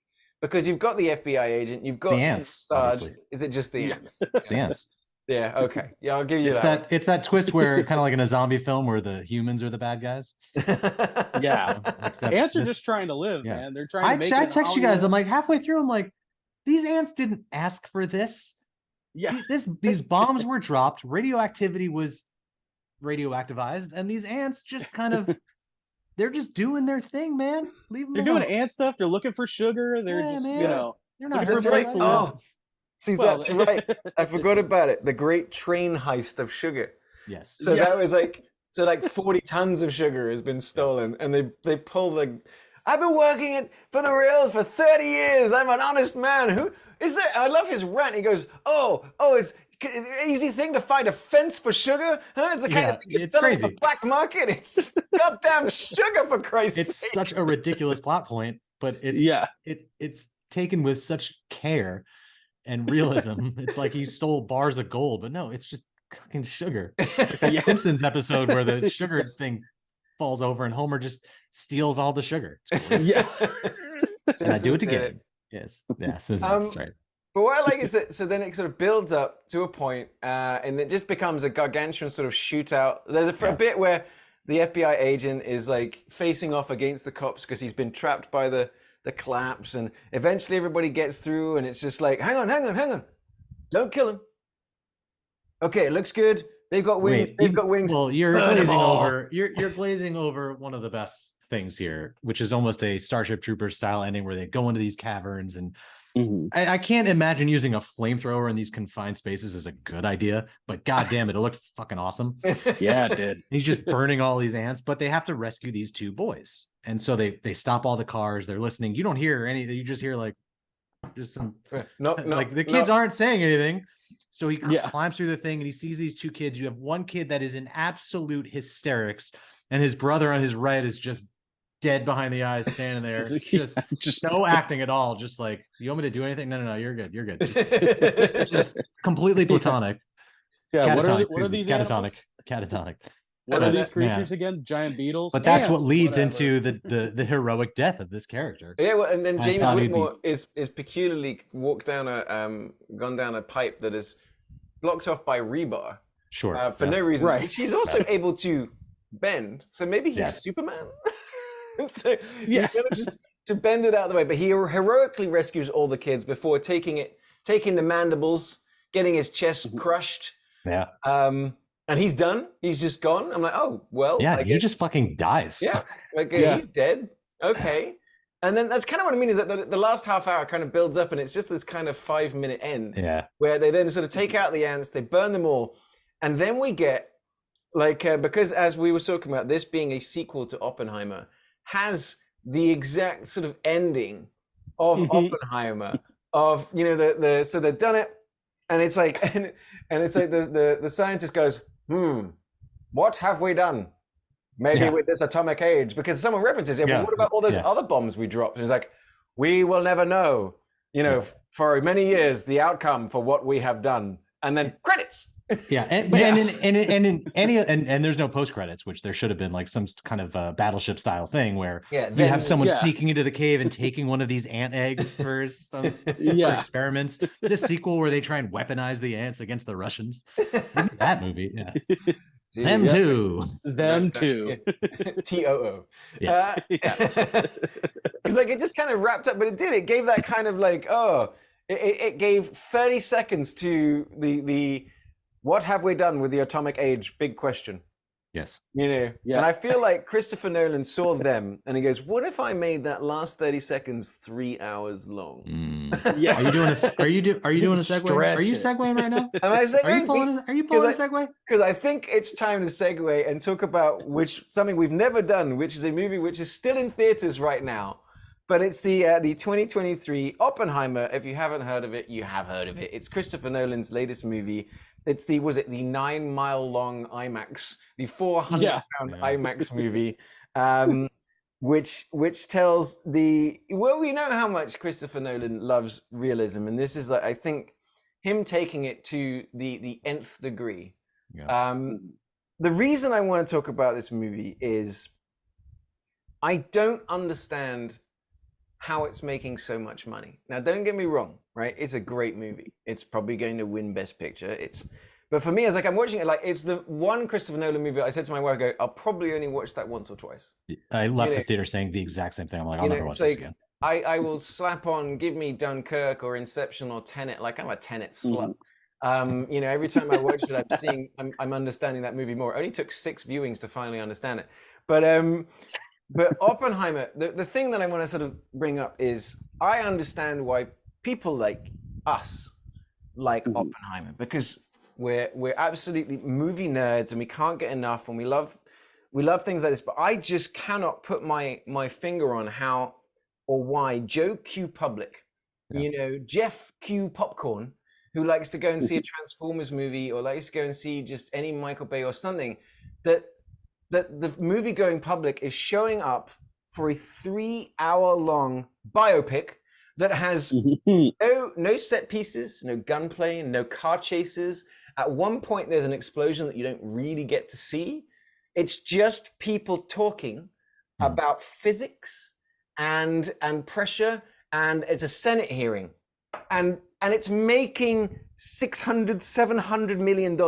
This is what I want to get into: is why is this movie working for everybody when you'd think it wouldn't work for anyone? And you have to think too, this came out at the same time as Mission Impossible, and it overshadowed it. Which, yeah, I mean, I don't, and Barbie as well, which is a completely other phenomenon. That I can completely get behind and understand that it made $1 billion. But this movie, to me, like, and I'm a huge Nolan fan too, and like he doesn't make movies very often. When he does, it's a huge spectacle, it's a big deal. But I don't understand the driving force between the average person going to see a 3-hour movie that's essentially like a History Channel documentary. Yeah, that's how you described it. Like I've seen people saying it. I saw it described as a History Channel war documentary with better editing. Yeah, and it felt like something I'd be assigned to watch in social studies, like a homework assignment. Like, I mean, for me, as as I'm sure you were thinking, Ryan, had there been a submarine in it, it would have been my perfect. See, I didn't want to say it. I didn't want to say it. I mean, it's okay because Mission Impossible: Dead Reckoning has a submarine. See, now, yeah, from my perspective, and it's my own fault. I think I went into this movie for some reason expecting something different. I don't know why. Because there's no clues that I should have ever been like, oh, it's going to be kind of like The Prestige. I mean, honestly, I left this movie. I'm like, I have to go watch The Prestige now for some reason. I need more. Like I was hoping there'd be, but it's just a biopic. So that's the story. There's no twist. There's no twist. The only real sort of Christopher Nolan twist of it is we know he loves his temporalities. And so what it does is it's telling 2 stories. Well, actually, I mean, it's telling many stories. That's the thing, is like it bounces around time. It bounces around from him in the future to then present to then into the past temporality to then in the future one, which is black and white, which is the Robert Downey Jr. temporality, which is set, 15 years after the fact of everything that's going on. But I still was able to keep track. Like, that's what I was, compared to his other movies, yeah. So the one thing that, Dunkirk was very clever. It had the 3 temporalities of the week, a day, an hour. This one we're telling 2 main stories. And the way you can very easily discern between the 2 is that the Senate hearing, the Robert Downey Jr. sort of led temporality, is shot in black and white. And it's like, and then the other one is shot in color. But even then, I was sort of like, the interesting thing about it is it never takes its foot off the gas, even though you don't even realize the foot's on the gas. In the same way that Dunkirk, while telling 3 different stories, the genius of it is anytime there's going to be a downtime in one story, cut to the other story. Right. So there's always constant momentum. And Oppenheimer does that, but with no action, just pure momentum of story. And it just, because it doesn't feel like a 3-hour movie. No. In any way. And then when it does get to the bomb, which is like, which I guess is the first 2 hours, is kind of like the chase story of, can we do this? You get this whole other hour afterwards of the fallout, pun intended, of the nuclear test and everything else. But like, I still haven't figured out how he made this work and why this movie is making this much. I almost thought it was going to bomb. Again, pun intended. There were so many reviewers there were so many reviewers who were like hoping it would bomb because they had their puns ready to go. Yeah, Just that one. So But many. so I got a couple thoughts on why it's doing so well, and I think it's for all the reasons you guys have brought up. It's not a big action like Mission Impossible, Tentpole Transformers. kind of, yeah. Yeah, it's a big budget movie about an adult subject. You know, not triple X adult, but just like a mature subject. And I think audiences are just craving something different. I think over the last year or so, the one thing that I've consistently seen do well are movies that are doing something that is different from the MCU, that is different from like People are Warner fatigued. Brothers. Yeah. So I think people are like, oh my God, thank God this doesn't have a superhero in it. This doesn't have like, I don't need to see like 3 shows on Disney Plus to follow this. I can just show up, even though it's 3 hours, you know, it's like, it's got that going for it. The other thing is Chris Nolan's just a brand himself. Like he is his own brand, and he's got enough of a fan base. Yeah. So people are just going to show up because they're like, Chris Nolan, I'm there. He's one of the greatest living directors of our time. That's I mean, you know, there's not many great dying directors. You know, like they don't work much once they die. But you know, not yet. Just Orson Welles. Yeah, AI is going to take care of that shit. Yeah. Well, there you go. That's kind of what I want to get into. Have we now hit that point of superhero movie fatigue? Now, that doesn't mean that we can't have superhero movies, because I think it's James Gunn is saying, oh yeah, superhero movie fatigue is real. But what that is we're sick and tired of just by the numbers. Now, you know, let me like bring up, because there's 2 amazing superhero movies that I've seen in the last month. Guardians of the Galaxy 3. I was fucking great. And I was just watching it last night, but it's Spider-Man Beyond the Spider-Verse, or the latest Spider-Man. Oh yeah, Across. I watched that last night too, and 30 minutes towards the end, I'm like, I don't give a shit about this movie anymore. It's really? Like, it's way too fucking long. I thought it was incredible, but I'm like, it's just. And then I was. But I'm out of the zeitgeist. I'm so superhero fatigued that none of this shit blows my skirt up anymore. It's like it doesn't get me excited. Well, like you know, in the same way that, like, you know, The Flash kind of bombed, but like Guardians of the Galaxy, I think that is a great movie, and I think, but that's what I want to get into is have we finally done it? Have we peaked? It's been 15 years. I remember Iron Man coming out and like The Dark Knight coming out, and it changed things, and then like in the last 3 years, it's become an onslaught of like just Disney Plus shows and MCU movies, 4 movies a year, and then like, and but it goes back to a time that, you know, it used to be every movie was a black and white monster movie. And then we went through a decade of every movie being made is a Western. And then we went through like the 90s, every movie being made was a sexy thriller.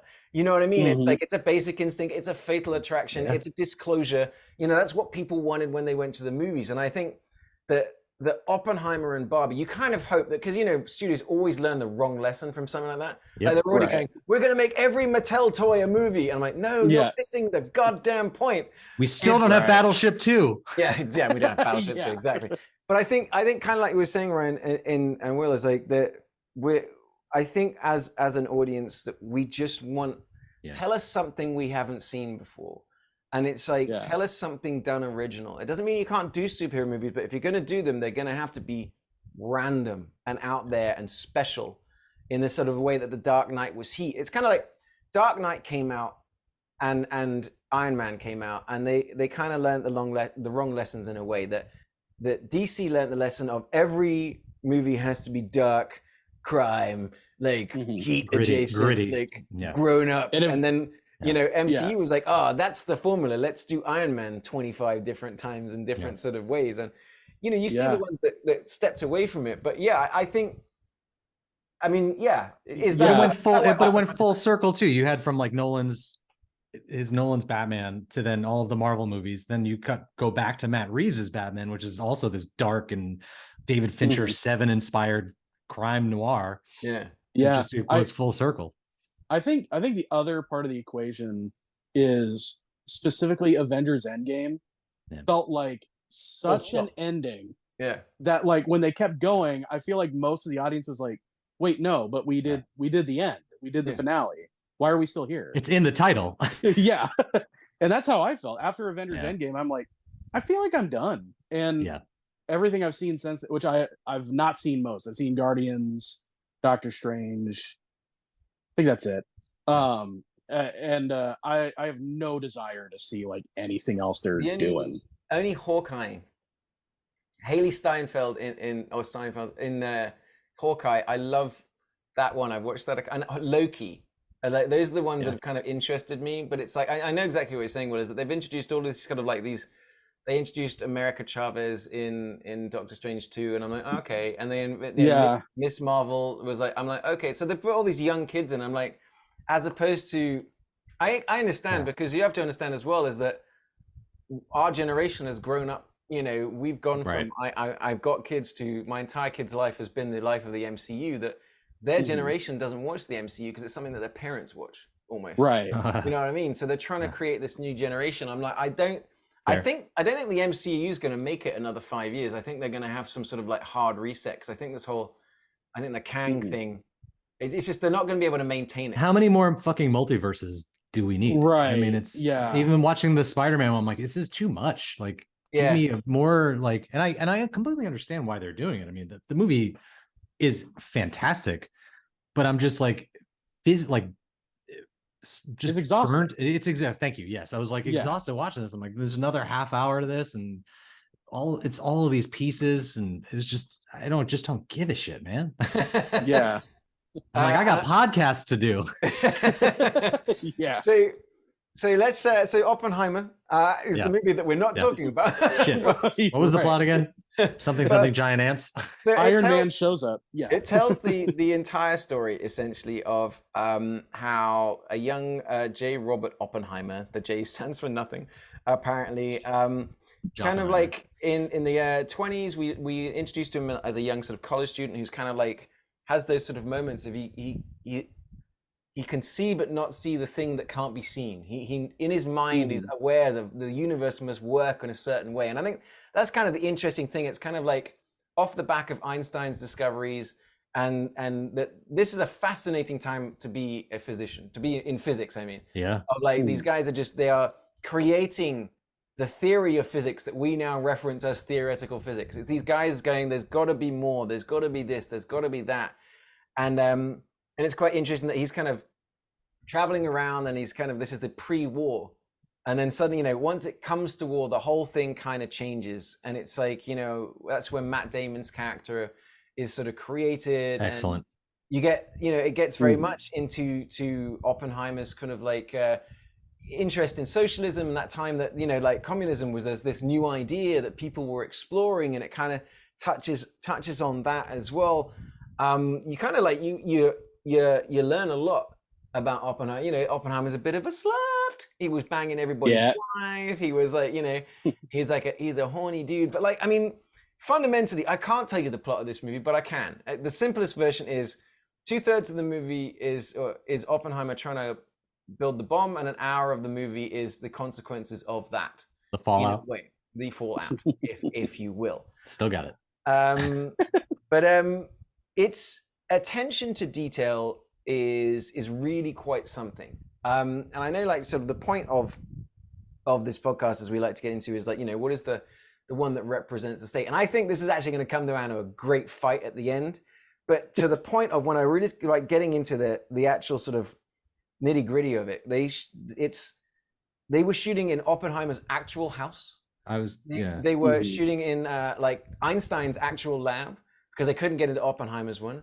They were shooting inside in actual Los Alamos, but they built the exteriors, because you can't shoot in the real one because there's Starbucks and things like that. So him being him, he builds just a real Los Alamos of the past, and puts it out there in real New Mexico, as you see, just for 50 miles in every direction in the background in IMAX is New Mexico. I mean, and then even to the point of like shooting like in the black and white, you know, getting Kodak developed actual black and white film print or IMAX. IMAX just for this. I mean, the thing about it as well is that of all the goddamn Christopher Nolan movies, the action and fulfilling, you know, just be it Tenet and and Interstellar and Inception and everything, and all of these IMAX moments, that the only movie that he's done that's shot completely in IMAX is just people talking for 3 hours. But I was going to say, if you love all of the Christopher Nolan action, or if you love all the Christopher Nolan movies but hate all that boring action, this is the movie for you. Because man, can he shoot a goddamn dialogue scene? Like, on all of his movies, I'm so engrossed with how he films his dialogue scenes and how it's written. So for 3 hours of that, I was like, yes, that's why it feels so.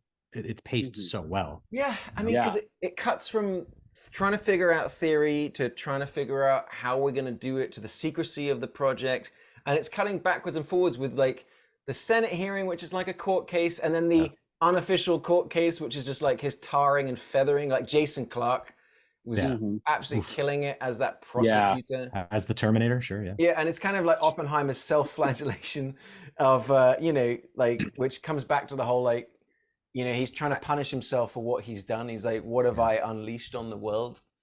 Kind of thing. Florence Pugh naked. Sure, I mean, that's that crazy good scene where he's being grilled about his last meeting with Florence Pugh. While he's talking about sleeping with her, Emily Blunt is imagining it, and suddenly it's like just happening at the table. It's a very new thing for Christopher Nolan to do, because like Christopher Nolan is very much, he moves away from, I mean, this is R-rated, right? This is his first I think it's only R-rated film. Like, because he you can watch Dunkirk and you don't even notice there's not a drop of blood in a war movie.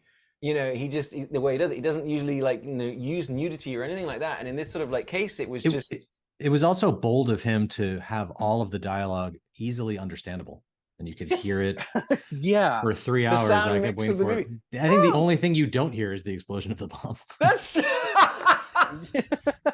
right. No, that's very the thing much. They dragged the silence out of that one for like a full 40 seconds. Did you think your audio was fucked up in the theater? Unless I didn't know that going. I'm like, is something wrong with this thing? You go, here it comes. Nope, here it comes. No, and then when it finally does, the wall of sound hits you. Is pretty. Pretty full. That was great. Yeah. Like when I went to go see it at the Chinese theater in LA, I did have that moment where I'm like, oh no, did they mess up the sound in this theater? Did they mess it up? And then when it hits, it's just like the whole audience you could hear them all go, oh, like everybody at once. Not that Nolan would ever in a million years, no, I shouldn't say never, but not that he would be at the top of your list to do this. But do you think, like, would you have enjoyed this more if it, instead of it being a 3-hour film, was like a 10-hour series on like HBO or like a very prestige? You mean like a Band of Brothers sort of like sort of 6-episode miniseries? I wonder if I would have been more engaged. Like it's so funny. I'm like, I balk at the idea of a 2.5-3-hour movie, but I will sit on my couch and watch 10 hours of bullshit. See, not bat a fucking eyelash. But we wouldn't be talking about it. It wouldn't be this cultural phenomenon. Yeah, I'm the opposite. I'm like, if you can make it a movie, make it a movie. If it's got to be a show, like a 10-episode series, it's got to be something like a True Detective or Watchmen or Band of Brothers. Yeah. This, because of the nature of it, I'm like, there's a lot of Oppenheimer's life that I don't care about, and I think this is like all the important stuff. Yeah, there's no fat on this movie at all. I mean, it's right. I think that there's no fat. There's no wasted time. Yeah, I think that's exactly right. I think kind of what Will's saying is that I was going to say similar, like Ryan, is that if we'd made it the 6-episode, 6-hour or the 10-hour sort of thing, it's lost all the momentum. This movie is nothing but momentum. Yeah. Which is like, and that's why I came back. I went to watch it without my missus, and she's like, "Oh, that's one I can watch on TV." I'm like, "All right, baby," but I'm like, I'm gonna go see this in theaters. But as I came back and I said, it's a masterpiece of editing. As I said, I don't understand how he's done it. I don't understand. I mean, I won't be able to understand it until I've watched it a dozen times. Not that I'm, Now, like, Will, when they're editing IMAX film, do they just have like giant scissors? They've got one of those choppers, kind of like in Chinatown. Paper. Yeah, it's one of those giant, paper cutters that you used to see in school. It's a tremendous 2-story version of that. Yeah, but it's like, I'm sitting here. I'm like, I have the screen up. I've got my laptop here with the cast list on Wikipedia that I have to scroll it can't fit on one page, and the names on it. I mean, like, David so you got Krumholtz. Cillian Murphy, Emily Blunt, Matt Damon, Robert Downey Jr., Florence Pugh, but you've got Josh Hartnett's turned up. He was Oh, great. Hartnett. Casey Affleck rocks up as like that really great So good. Casey Affleck kind of Like character. he's in what, 2 scenes, I think? Yeah. Right? Rami Malek Yeah. is in the Yeah. movie and doesn't speak until the last sort of 5 minutes. So like it's Kenneth Branagh, Jason Clarke, Tom Conti as as Einstein, David Dalmatian, Alden Ehrenreich. So you guys would like get Han Solo. David Krumholtz, he was great. Matthew Modine, Jack Quaid, Josh Peck. I mean, it just goes on and on and on and on and on. And you just constantly. But the thing is, I guess it's just if your phone rings and they go, "Hey, Christopher Nolan." Yeah, for sure. I'll be there tomorrow. Yeah. How many lines do I have? 1. Fine, I'll be there tomorrow. Yeah. Like, I just want to watch a Nolan movie. Wasn't the story of Matt Damon that he was like taking a break, like from acting for a bit, like on request of his wife, and then like when they made that agreement that he was going to take a break, like the day after Chris Nolan called, and he was like, I know I just agreed to this, but Christopher Nolan called me for this movie, so I gotta go. I've got Matt Damon. I've got 2 lines and I have to go to New Mexico for 6 months. Yeah. The thing that is like, you know, like Matt Damon, I think he's a professional cameo artist. I love that he turns up in movies all the time. He's so good in this. And it's like, he's great. He's the dynamic of the two of them together. I'm like, give me a buddy comedy with old Oppie and whatever whatever Matt Damon's character's name was. I don't know. General Groves. Sure. But like you see pictures of them and like, yeah, they do look so. They both look exactly like their. Really do. They really do. And then like Dane DeHaan as well. I was thinking that's he was well cast as well as like just a bit of a smarmy guy. But then I thought it was, and because it's based off American Prometheus, I think is the name of the book, right? Which tells this story. It's kind of what it's based on, and you know, you got like things like Emily Blunt's character. You know, always with a drink in her hand, just like can't be bothered with the kids. This is all very historical. This is very true. But like, I thought, you know, because I mean, Christopher Nolan does get kind of dinged a lot of. He does love a dead wife. He loves a dead wife, and he has been sort of dinged for not necessarily like writing women very well, like or just giving them the best stuff. But I thought like Florence Pugh and Emily Blunt, with what they were given. You know, I think did great. I mean, like, so in his movies, women are either dead, drunk, or cats. Pretty much. But yeah, I mean, like, you know, and you don't notice when you're watching. It's only when you sit and you think about it for a little bit. There's definitely been examples of like Memento. You got Carrie Ann Moss and stuff like that. Like, I didn't see it as actually like an issue, but I see it now as like, you know. Oh yeah, dude, Insomnia. You have $1 Million Baby's character, whatever her name was. Hilary Swank. Oh yeah, sure, yeah. Guys, this is why I don't take notes. But yeah, and there are other things about this movie that it's been dinged for as well. Like from a historical accurate, like some things where I think they didn't emphasize hard enough, especially on like the actual impact in like Japan of like. How did this affect people? I think it's glossed over a little bit. Well, no. So let's get into that because I know exactly what you're talking about, but a lot of people are talking about how they don't use Nagasaki and Hiroshima. They don't show it. Yeah, like, and it would have been almost exploitative to do it. Yeah. And it's that I agree with. That yeah. The way that you hear about it is like. He hears about like he's, you know, once he's handed over the bombs, he's kind of pushed to the side, you know, almost immediately. This is our stuff now. You're done. Thank you very much. You've done what you need to do. And you know, so he's like trying to find out what's happened, and he finds out about it the way everyone else does, over the radio. You know, it's very much. So I mean, it would have been so easy for another filmmaker to give us that shot of the Enola Gay, or to give us that shot of like, you know, the bomb going off or anything like that, and give us that sort of horror. But what it was is it gave you much more realistic understanding of it, is because that's something that happened, but the only people that experienced that were the people that got killed by it, or the guys that dropped the bomb. So that's not the narrative structure of this movie. So we follow the narrative, which is we hear it over the radio. Yeah, I do think. Yeah, no, I totally agree with that. Like, I don't think showing Hiroshima or Nagasaki would be the right call, but just somewhere where there could be more emphasis on the aftermath of, like, you know, Well, there's that scene. uh, There's yeah, the scene the where dream, which is where good. Yeah. that you Um, know someone's come over and they're clicking and it's showing the effect of the radiation burns and the death and never once, and you know those photos exist. yeah. You know, do you know that's a historical document? They It's my never show it. wallpaper on my. They just do a slow sort of like creep in on Oppenheimer's face Yeah. as he can't look. He can't even look at the screen Yeah. as it's happening. It just cuts to that scene of Sarah Connor in Terminator 2 where she's just Yeah. blasted through the fence. That's still the most horrifying scene. That's But see, that nightmare fuel.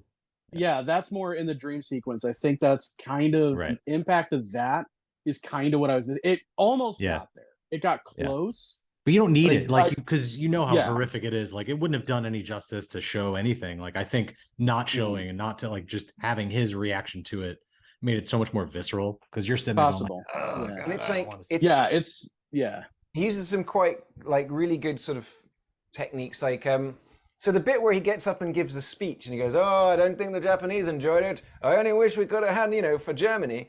But it's like it does that sort of thing where the sound all drops out and his background is kind of shaking, and I mean, a couple of times he does it where he's getting stressed and, you know, you get that bright flash of the bomb, but the only thing you can hear is people's feet and people's chairs moving and stuff. But like that speech he's giving is the real speech. You know, there's all through this movie, some of the things that are being said from the Senate hearing, or the things that are being said in that courtroom that's not a courtroom, are word for word kind of what was actually said. You know what I mean? And it's like, you know, that moment of him giving that sort of rousing speech to Los Alamos, where inside he's like, what have I done? You know, like you can't put this genie. Yeah, you get that constant turmoil that he wrestles with himself throughout the entire. He's like this cursed genius, you know. I mean, even from the beginning of him like poisoning the apple, and then it. Yeah. That's kind of, I don't know if you guys have seen the excuse me 1 second. The criticism that's kind of popped up online about this movie, which is I've seen a lot of people responding to this like, you know, don't think Oppenheimer was a hero or that he was the good guy.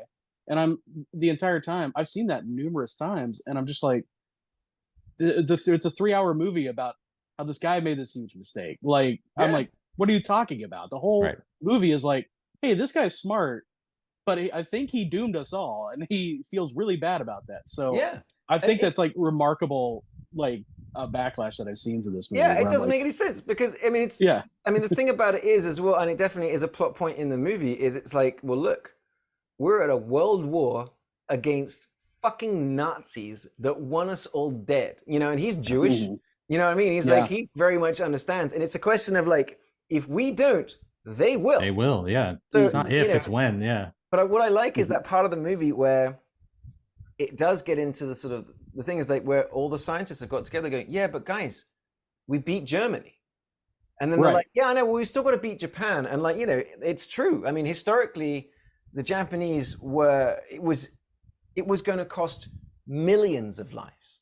You know, the fight that they had with Iwo Jima and Okinawa and every single one of those islands approaching Japan were brutal, because you have to remember, like at that point, Japan had been undefeated. They were, you know, their emperor was a god emperor, and everyone in Japan was going to fight to the death. Like, it was going to be awful. So, you know, that's kind of like, you know, I love that they got kind of into that argument with the stunt cameo of Gary Oldman. Yeah, you know, I was going to say, guys, Gary Oldman's in this movie.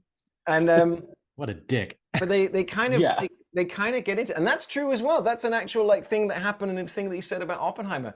But it's like, I like that they got into the, well, do we really need it? But it's like, now it's like, well, we're past that point now. And then they get into the whole, like, you know, we've had a spy, the Russians have got it, you know, as we're bouncing backwards and forwards through time. So at no point does it portray him as a hero. No. You know, he doesn't see himself as a hero. He's like, you know, the whole point is he's flagellating himself. And you kind of get that line from Einstein of like, one day they're going to give you an award. Just remember, it's not for you, it's for them. Yeah.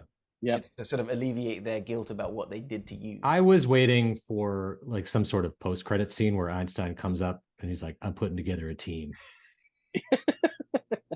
Your Never favorite happened though. trope. My favorite. I was real. Oh man, why do you think I sat through an hour and a half of credits? But like Oppenheimer, Oppenheimer's Einstein, 11. Niels Bohr. Yeah. there's always like, you're waiting for the sort of the Nolan thing, and I thought it was a nice. The Nolan thing is what was said between Einstein and Oppenheimer, and I like how his sort of his visual cue for it is Einstein's hat being blown off. So it's that thing that even like, he's very clever about visual clues, and so you don't feel lost in this abyss of all these things he's telling you. Right. Is that we have it 3 or 4 times it turns up in the movie, and it's like, and it ends kind of like at that point, because the whole thing with Robert Downey Jr.'s character, and it was so great just having Robert Downey Jr. be full Robert Downey Jr. Just be, he's been in the MCU for so long, being great, but it's like, when's the last time we've seen RDJ just go for it in something like he really escaped into that role. He was almost unrecognizable. Yeah, very much so. Like, he did a great job. But his whole thing, he realizes, he's been this whole time he's been angry about something that Oppenheimer's like almost like, Robert Downey Jr. has been doing nothing but thinking about Oppenheimer, and Oppenheimer's like, I never even think of you at all. It's like it's all completely in your head. And then when we finally get that reveal at the end of it's two great minds talking about something, but it's like that last sort of vibe of like, I really feel like I've destroyed the world. What have I done? And it's like, I remember, I think it was Christopher Nolan going, when you see this movie, you're going to leave it devastated. Yep. And that movie ends, and I kind of walked out, and I did have to I called my wife, and she goes, how was it? And I go, yeah. We're all doomed. Like, whoa, you know what I mean? Like, stuff happened, man. I gotta go watch City Slickers to wash this taste out of my mouth. Yeah. Like, did you guys have the experience where you were leaving Oppenheimer, but simultaneously people were also leaving Barbie? Yeah. And it was a very different dynamic on opposite sides of the hallway. People look fucking miserable, and they've just been like gut punched into reality, and everyone was just having a great time. I think I picked the wrong movie. I haven't seen Barbie yet. I've been asking my daughter to go. She wants to go with her friends, so I think me and the missus are going to go and see it. But like, I've been going to see it. So I saw Dial of Destiny, Mission Impossible, Oppenheimer, and I haven't done Barbie yet.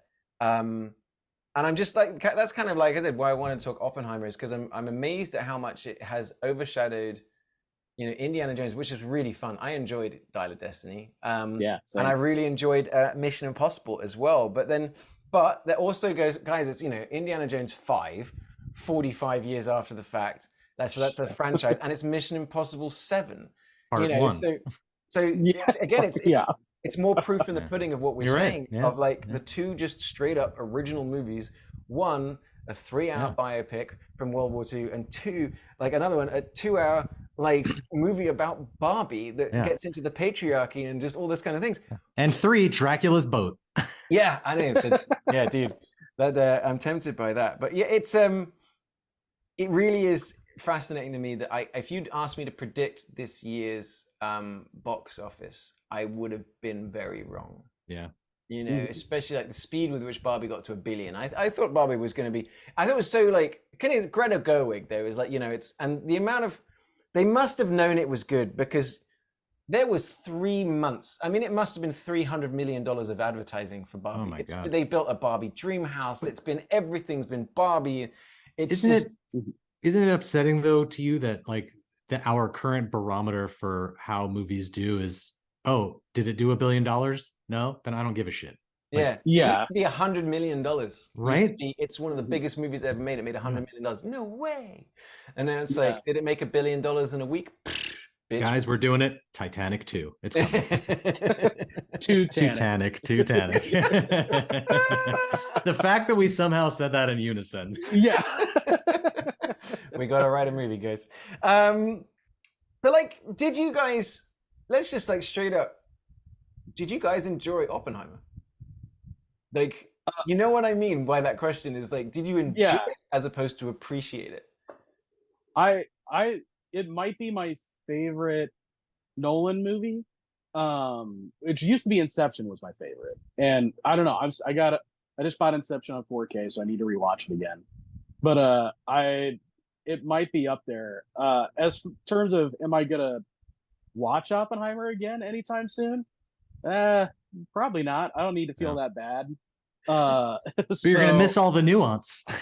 I mean, I'm tempted because they've extended the 70mm. Thing is, where I live, Waco, I either have to go down to San Antonio or up to Dallas. They're the only two 70mm projections. So I saw it in a big format, but it wasn't IMAX. So I would want to, but I think I was thinking that too. I'm like, for the context of that movie, why does the format matter so much? Like, I don't know in the context of movie purists. I mean, I saw maybe like a 35mm or whatever. See, I was bothered that I saw Mission Impossible, but there was no. It was the first time Mission Impossible to me is IMAX, and the fact that they got bullied out of IMAX by Oppenheimer was I'm sure drove Tom Cruise crazy, but it actually bothered me a little bit. That I'm like, I hope when they release it on digital, it has the sort of the IMAX switches for the big action scenes kind of thing, because on Fallout it does that, which is to great effect, which to me is still the best Mission Impossible that's ever been. Mission Impossible Fallout is maybe the greatest action movie ever made. But I'm getting off topic. Because Oppenheimer is there are certain Nolan movies that I'm sit down and watch with people. Like for me, I like watching Tenet with other people. Like I said, I know people don't like Tenet, but I think I love Tenet because it is so ambitious.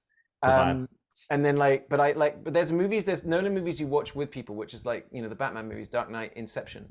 But then there's Prestige. Dunkirk, I watch by myself. And I think Oppenheimer is a watch by myself Nolan movie. It's definitely not a social, hey, do you guys want to sit down, eat some popcorn and watch a movie and talk about it? I'm in no rush to watch Oppenheimer again, as I would with any of his other movies. But that's not to say I thought it was fantastic. I love all of his movies. But yeah, this one doesn't, it's just not my cup of tea. As far as that's what I mean. Is that us movie nerds go, it's an amazing movie, I probably won't watch it again, or I'll watch it by myself, and still it's making money, hand over fist. It's all the merchandising, man. It's all the toys. The McDonald's tie-ins. Do you want the little Happy Meal of the Trinity Tower? Yeah, there you go. I mean, I kind of do, but it's but it's Oppenheimer Lego sets. Build it. It's the it bomb. No, for me, it's as far as the Nolan movies, it's sort of like how Ryan Coogler has Fruitvale Station, which is an incredible film. I own it. I've only seen it once because the subject matter is so tough. And this is kind of the same thing where I'm like, yeah, man, it's an excellent made film. Wow, does it bum me out? So I don't need to see it again anytime soon. It reminds me of I was just listening to an Unspooled, great podcast if you guys don't listen to it. But they were doing There Will Be Blood, a movie I only watched once, bought on DVD, never watched again. And it's and everyone goes, oh, it's Paul Thomas Anderson's best, and I'm like, yeah, I'm sure it is, but I'm like, I watched it once, and it made me feel some kind of way. Do you want to really willingly put yourself through that again? It's tough, right? Because it was beautiful and stunning and well acted and brilliant and incredible and iconic, and it's burnt into my memory. And I like Requiem for a Dream. I'm not rushing to watch that shit ever again. And I've seen it a bunch. Or Irreversible. There are movies where I'm like, once was enough. Yep, I got it. Yep. So let's segue one more time and let's get into the meat and potatoes of what we like to do is the movie that best represents New Mexico. Now, I'm personally going to discount them. I'm just taking them as what a great fun ride. I think we need to be bringing more of these old movies to the table. But in a way, I'm just going to move it to the side. Now, kind of like I was saying is Oppenheimer, its attention to detail is astounding. Like I was saying, it's shot in actual Los Alamos. It's shot in actual places. It's actually in New Mexico. They built an actual town, actual Trinity Tower. Yeah. It's all real, actual things that were said. And while City Slickers was sort of shot in New Mexico, a majority of it was shot in Colorado. But I think I could make a compelling argument for City Slickers over Oppenheimer, even though Oppenheimer is on paper the stamp of New Mexico. So I'm like, Let me give you this though. You can take the New Mexico out of City Slickers, but can you take it out of Oppenheimer? And no, make it a you different movie? cannot. That's true. No, you That's cannot. But my experiences of New Mexico are twofold. Either I'm driving through the south of New Mexico, between Las Cruces and Arizona, and it's at a whole lot of nothing. And my other experience was north of El Paso, above the Panhandle. My wife and I, we went to some caves or something like that, and then to get back to Texas, we had to drive on a road that was dead straight. I drove on it for 4 hours. I even had a video where it looks like I'm asleep at the wheel. I've got one eye open, right? But I'm like, it's so you could have just fallen asleep at the wheel and driven in a straight line. And there's just nothingness, nothing there. It's just so barren and crazy that what I like about City Slickers is it kind of pits people against, the American Southwest. It's like a fish out of water story. But I know that New Mexico has places of astounding natural beauty. I know these exist, so I kind of want to fight the City Slickers corner. I know, like, it's the underdog right here, but because it's the ethos. I think it's the get out there and survive in it. It's that kind of thing, as opposed to Oppenheimer, which is we need a middle of nowhere we can blow up a bomb and keep a secret. Yeah. And I think that whole thing was so circumstantial. They're like, we need this top secret place that can also connect to these 4 other top secret places. And Oppenheimer's like, boy, do I have news for you. Yeah. And it just happens to be he owns this fucking farmland. Great. Happens to also be his favorite place in the world. We've all been there. Yeah, his farmland that he took from native tribes, by the way. So they do mention that. They do mention that in the movie. It's such a throwaway line. It goes, apart from the natives who come up here for their burials, but apart from that, we're fine. Yeah, I wouldn't worry about it. Yeah, I'm sure they greatly appreciate all the radiation that filled the land that was. What's the worst that could happen? Them? Yeah, giant ants. Get out of here. I was gonna say, Ollie, that's your experience going through New Mexico. Mine is the giant ants. Every time I go, giant ants just harass my family. And I know you knee-jerk reaction to discount that movie. Completely understandable. Halfway through it, I'm like, yeah, this is terrible. But why wasn't their solution to simply drop another nuclear bomb? Yeah, hope the ants don't grow even bigger than that. Wait like another 10 years, and this continues. The last 5 seconds of the movie was them. It's the Oppenheimer crossover. The last 5 seconds of them and the last 5 seconds of Oppenheimer are exactly the same movie. Yeah. It is so funny that I'm putting together a team. It is so funny that the plot of them is dependent on the nuclear testing that happens in Oppenheimer. Like, you can't get the movie Them without it. That is a really funny combination. That's why I'm glad these two movies overlapped. So what are you guys thinking? Are you guys leaning towards Oppenheimer's just it's astounding attention to detail? I can't deny the history and how it was portrayed for Oppenheimer. And while they built this incredible city in Los Alamos, and how all of the testing hinges on it being in New Mexico, I don't consider this a New Mexico movie, but I do consider it for City Slickers and how that's what I mean. That's kind of my point, is that Oppenheimer, it takes place in New Mexico. But I don't give a shit. Give me City Slickers, a movie that doesn't make me feel sad. Right. But are we then are we being blinded by the positivity of City Slickers? So, Will, I want to hear your voice on this, because you are the biggest City Slickers fan, but you're also such a movie purist that I'm like, I want to hear where this goes.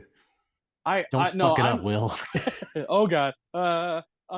No, I think, I am leaning towards City Slickers because, there's the historical aspect of Oppenheimer, but it's not really representative of the state necessarily. And with everything we're considering, what represents the state, it falls more in line with City Slickers. That's closer to people's experience going through the state. Not everybody there is a cattle rancher, but in terms of it being the natural, environment, the wilderness, the fact that so many people can have similar experiences in New Mexico that are similar to City Slickers. That's where I'm landing on. It's much more something that everyday people can experience there. And let's not forget, it's Bugs Bunny's favorite town is in New Mexico, which is Albuquerque, and I think that's something we should consider as well. What's up, Doc? What's up, Doc Oppenheimer? Yeah. Let's also, I mean, let's think, if you think about it, like Los Alamos, the entire point of it is everyone's a transplant and no one's allowed to leave. So they're all sort of like, they're not from New Mexico.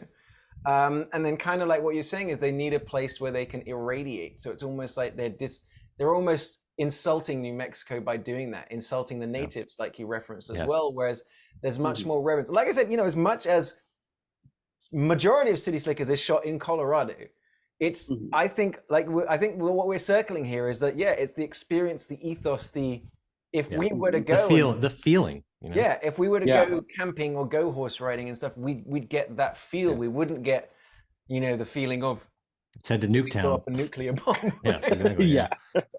You know, I mean, I get, and I know I discounted them, but like, you know, you piece of shit. For me, it's like, because it gives us, you know, it does give us a New Mexico feel that just also happens to have Joshua trees in it. Yeah. None of that was said. Yeah, none of that was filmed in New Mexico. So have we found that as much as there was a sort of megaton explosion in Oppenheimer, that the multi-megaton explosion of positivity and comedy of City Slickers is going to overwhelm Oppenheimer? Do we think, are we gonna do it? Are we leading towards City Slickers? It sounds I like say we do it. Yeah. We're doing it? Yeah. I love it. Only because I kept watching Oppenheimer the whole time. I was waiting for Cillian Murphy to turn to camera and put his glasses on, say, "It's Oppenheim." It's Oppenheimer. Not once. Not once. And there were so many opportunities for it too. At any turn, he could have just like a little tongue-in-cheek wink to the camera, like, "It's Oppenheim." You know what? And that's what's going to lose the Oscar for him. Yeah. This makes me very happy because I when I did it, I mean, I was sitting there talking to my mister. I go, oh, it's so obviously going to be Oppenheimer because it's pure Chris Nolan purity. But no. Positivity. That's what we're looking for. Great representations of positive masculinity, people bonding together from different places, going through an adventure, having a journey and coming out better on the other side. Boom, it's done. The official movie to represent New Mexico at the United States of Movie Podcast is City Slickers. Brilliant. I feel so happy with this. You heard it here first, folks. New Mexico, better than old Mexico. So take that, old Mexico. Were there any also rans that we said? Because I think we mentioned Tremors. Now Tremors, is that New Mexico as well? So no, it's Nevada. Yeah, Nevada. I think we talked about that in our Nevada episode actually. But you know, it's so funny. There's so many. All of my next episodes start with like a simple search, and I kind of go through and try and feel what works. And while a lot of movies are filmed in New Mexico, not a lot of them are actually set in New Mexico. It's usually a stand-in for like Texas or something. I think even I talked about like No Country for Old Men. A lot of it was shot in New Mexico, but it's set in Texas. So much like Hell or High Water. It was also same thing. Yeah, but they feel so Texas. I mean, I would say those are the two top most Texas movies of all time. But at the same time, it's because and that's why so many Texans, myself included, is that everyone thinks Texas is like this dusty brown place, but it's like we all live in the hill country and stuff like that. No, there's loads of grass and greenery and stuff like not right now. Whereas going outside, it sounds like brown flakes. What did you say about my dusty brown place? But like, you know, so there was the good, the bad, and the ugly and stuff. That trilogy was all kind of shared. I was like, you know, like I said, I'm glad we went back to the 50s because I was wondering if we were going to end up with a kind of an old Western in there as well. But there wasn't that many on my kind of also ran. I mean, like I saw a bunch of movies we could have talked about, and I know that when we circle back around, there's a bunch that we can because we can always get into the debate of shot in and set in.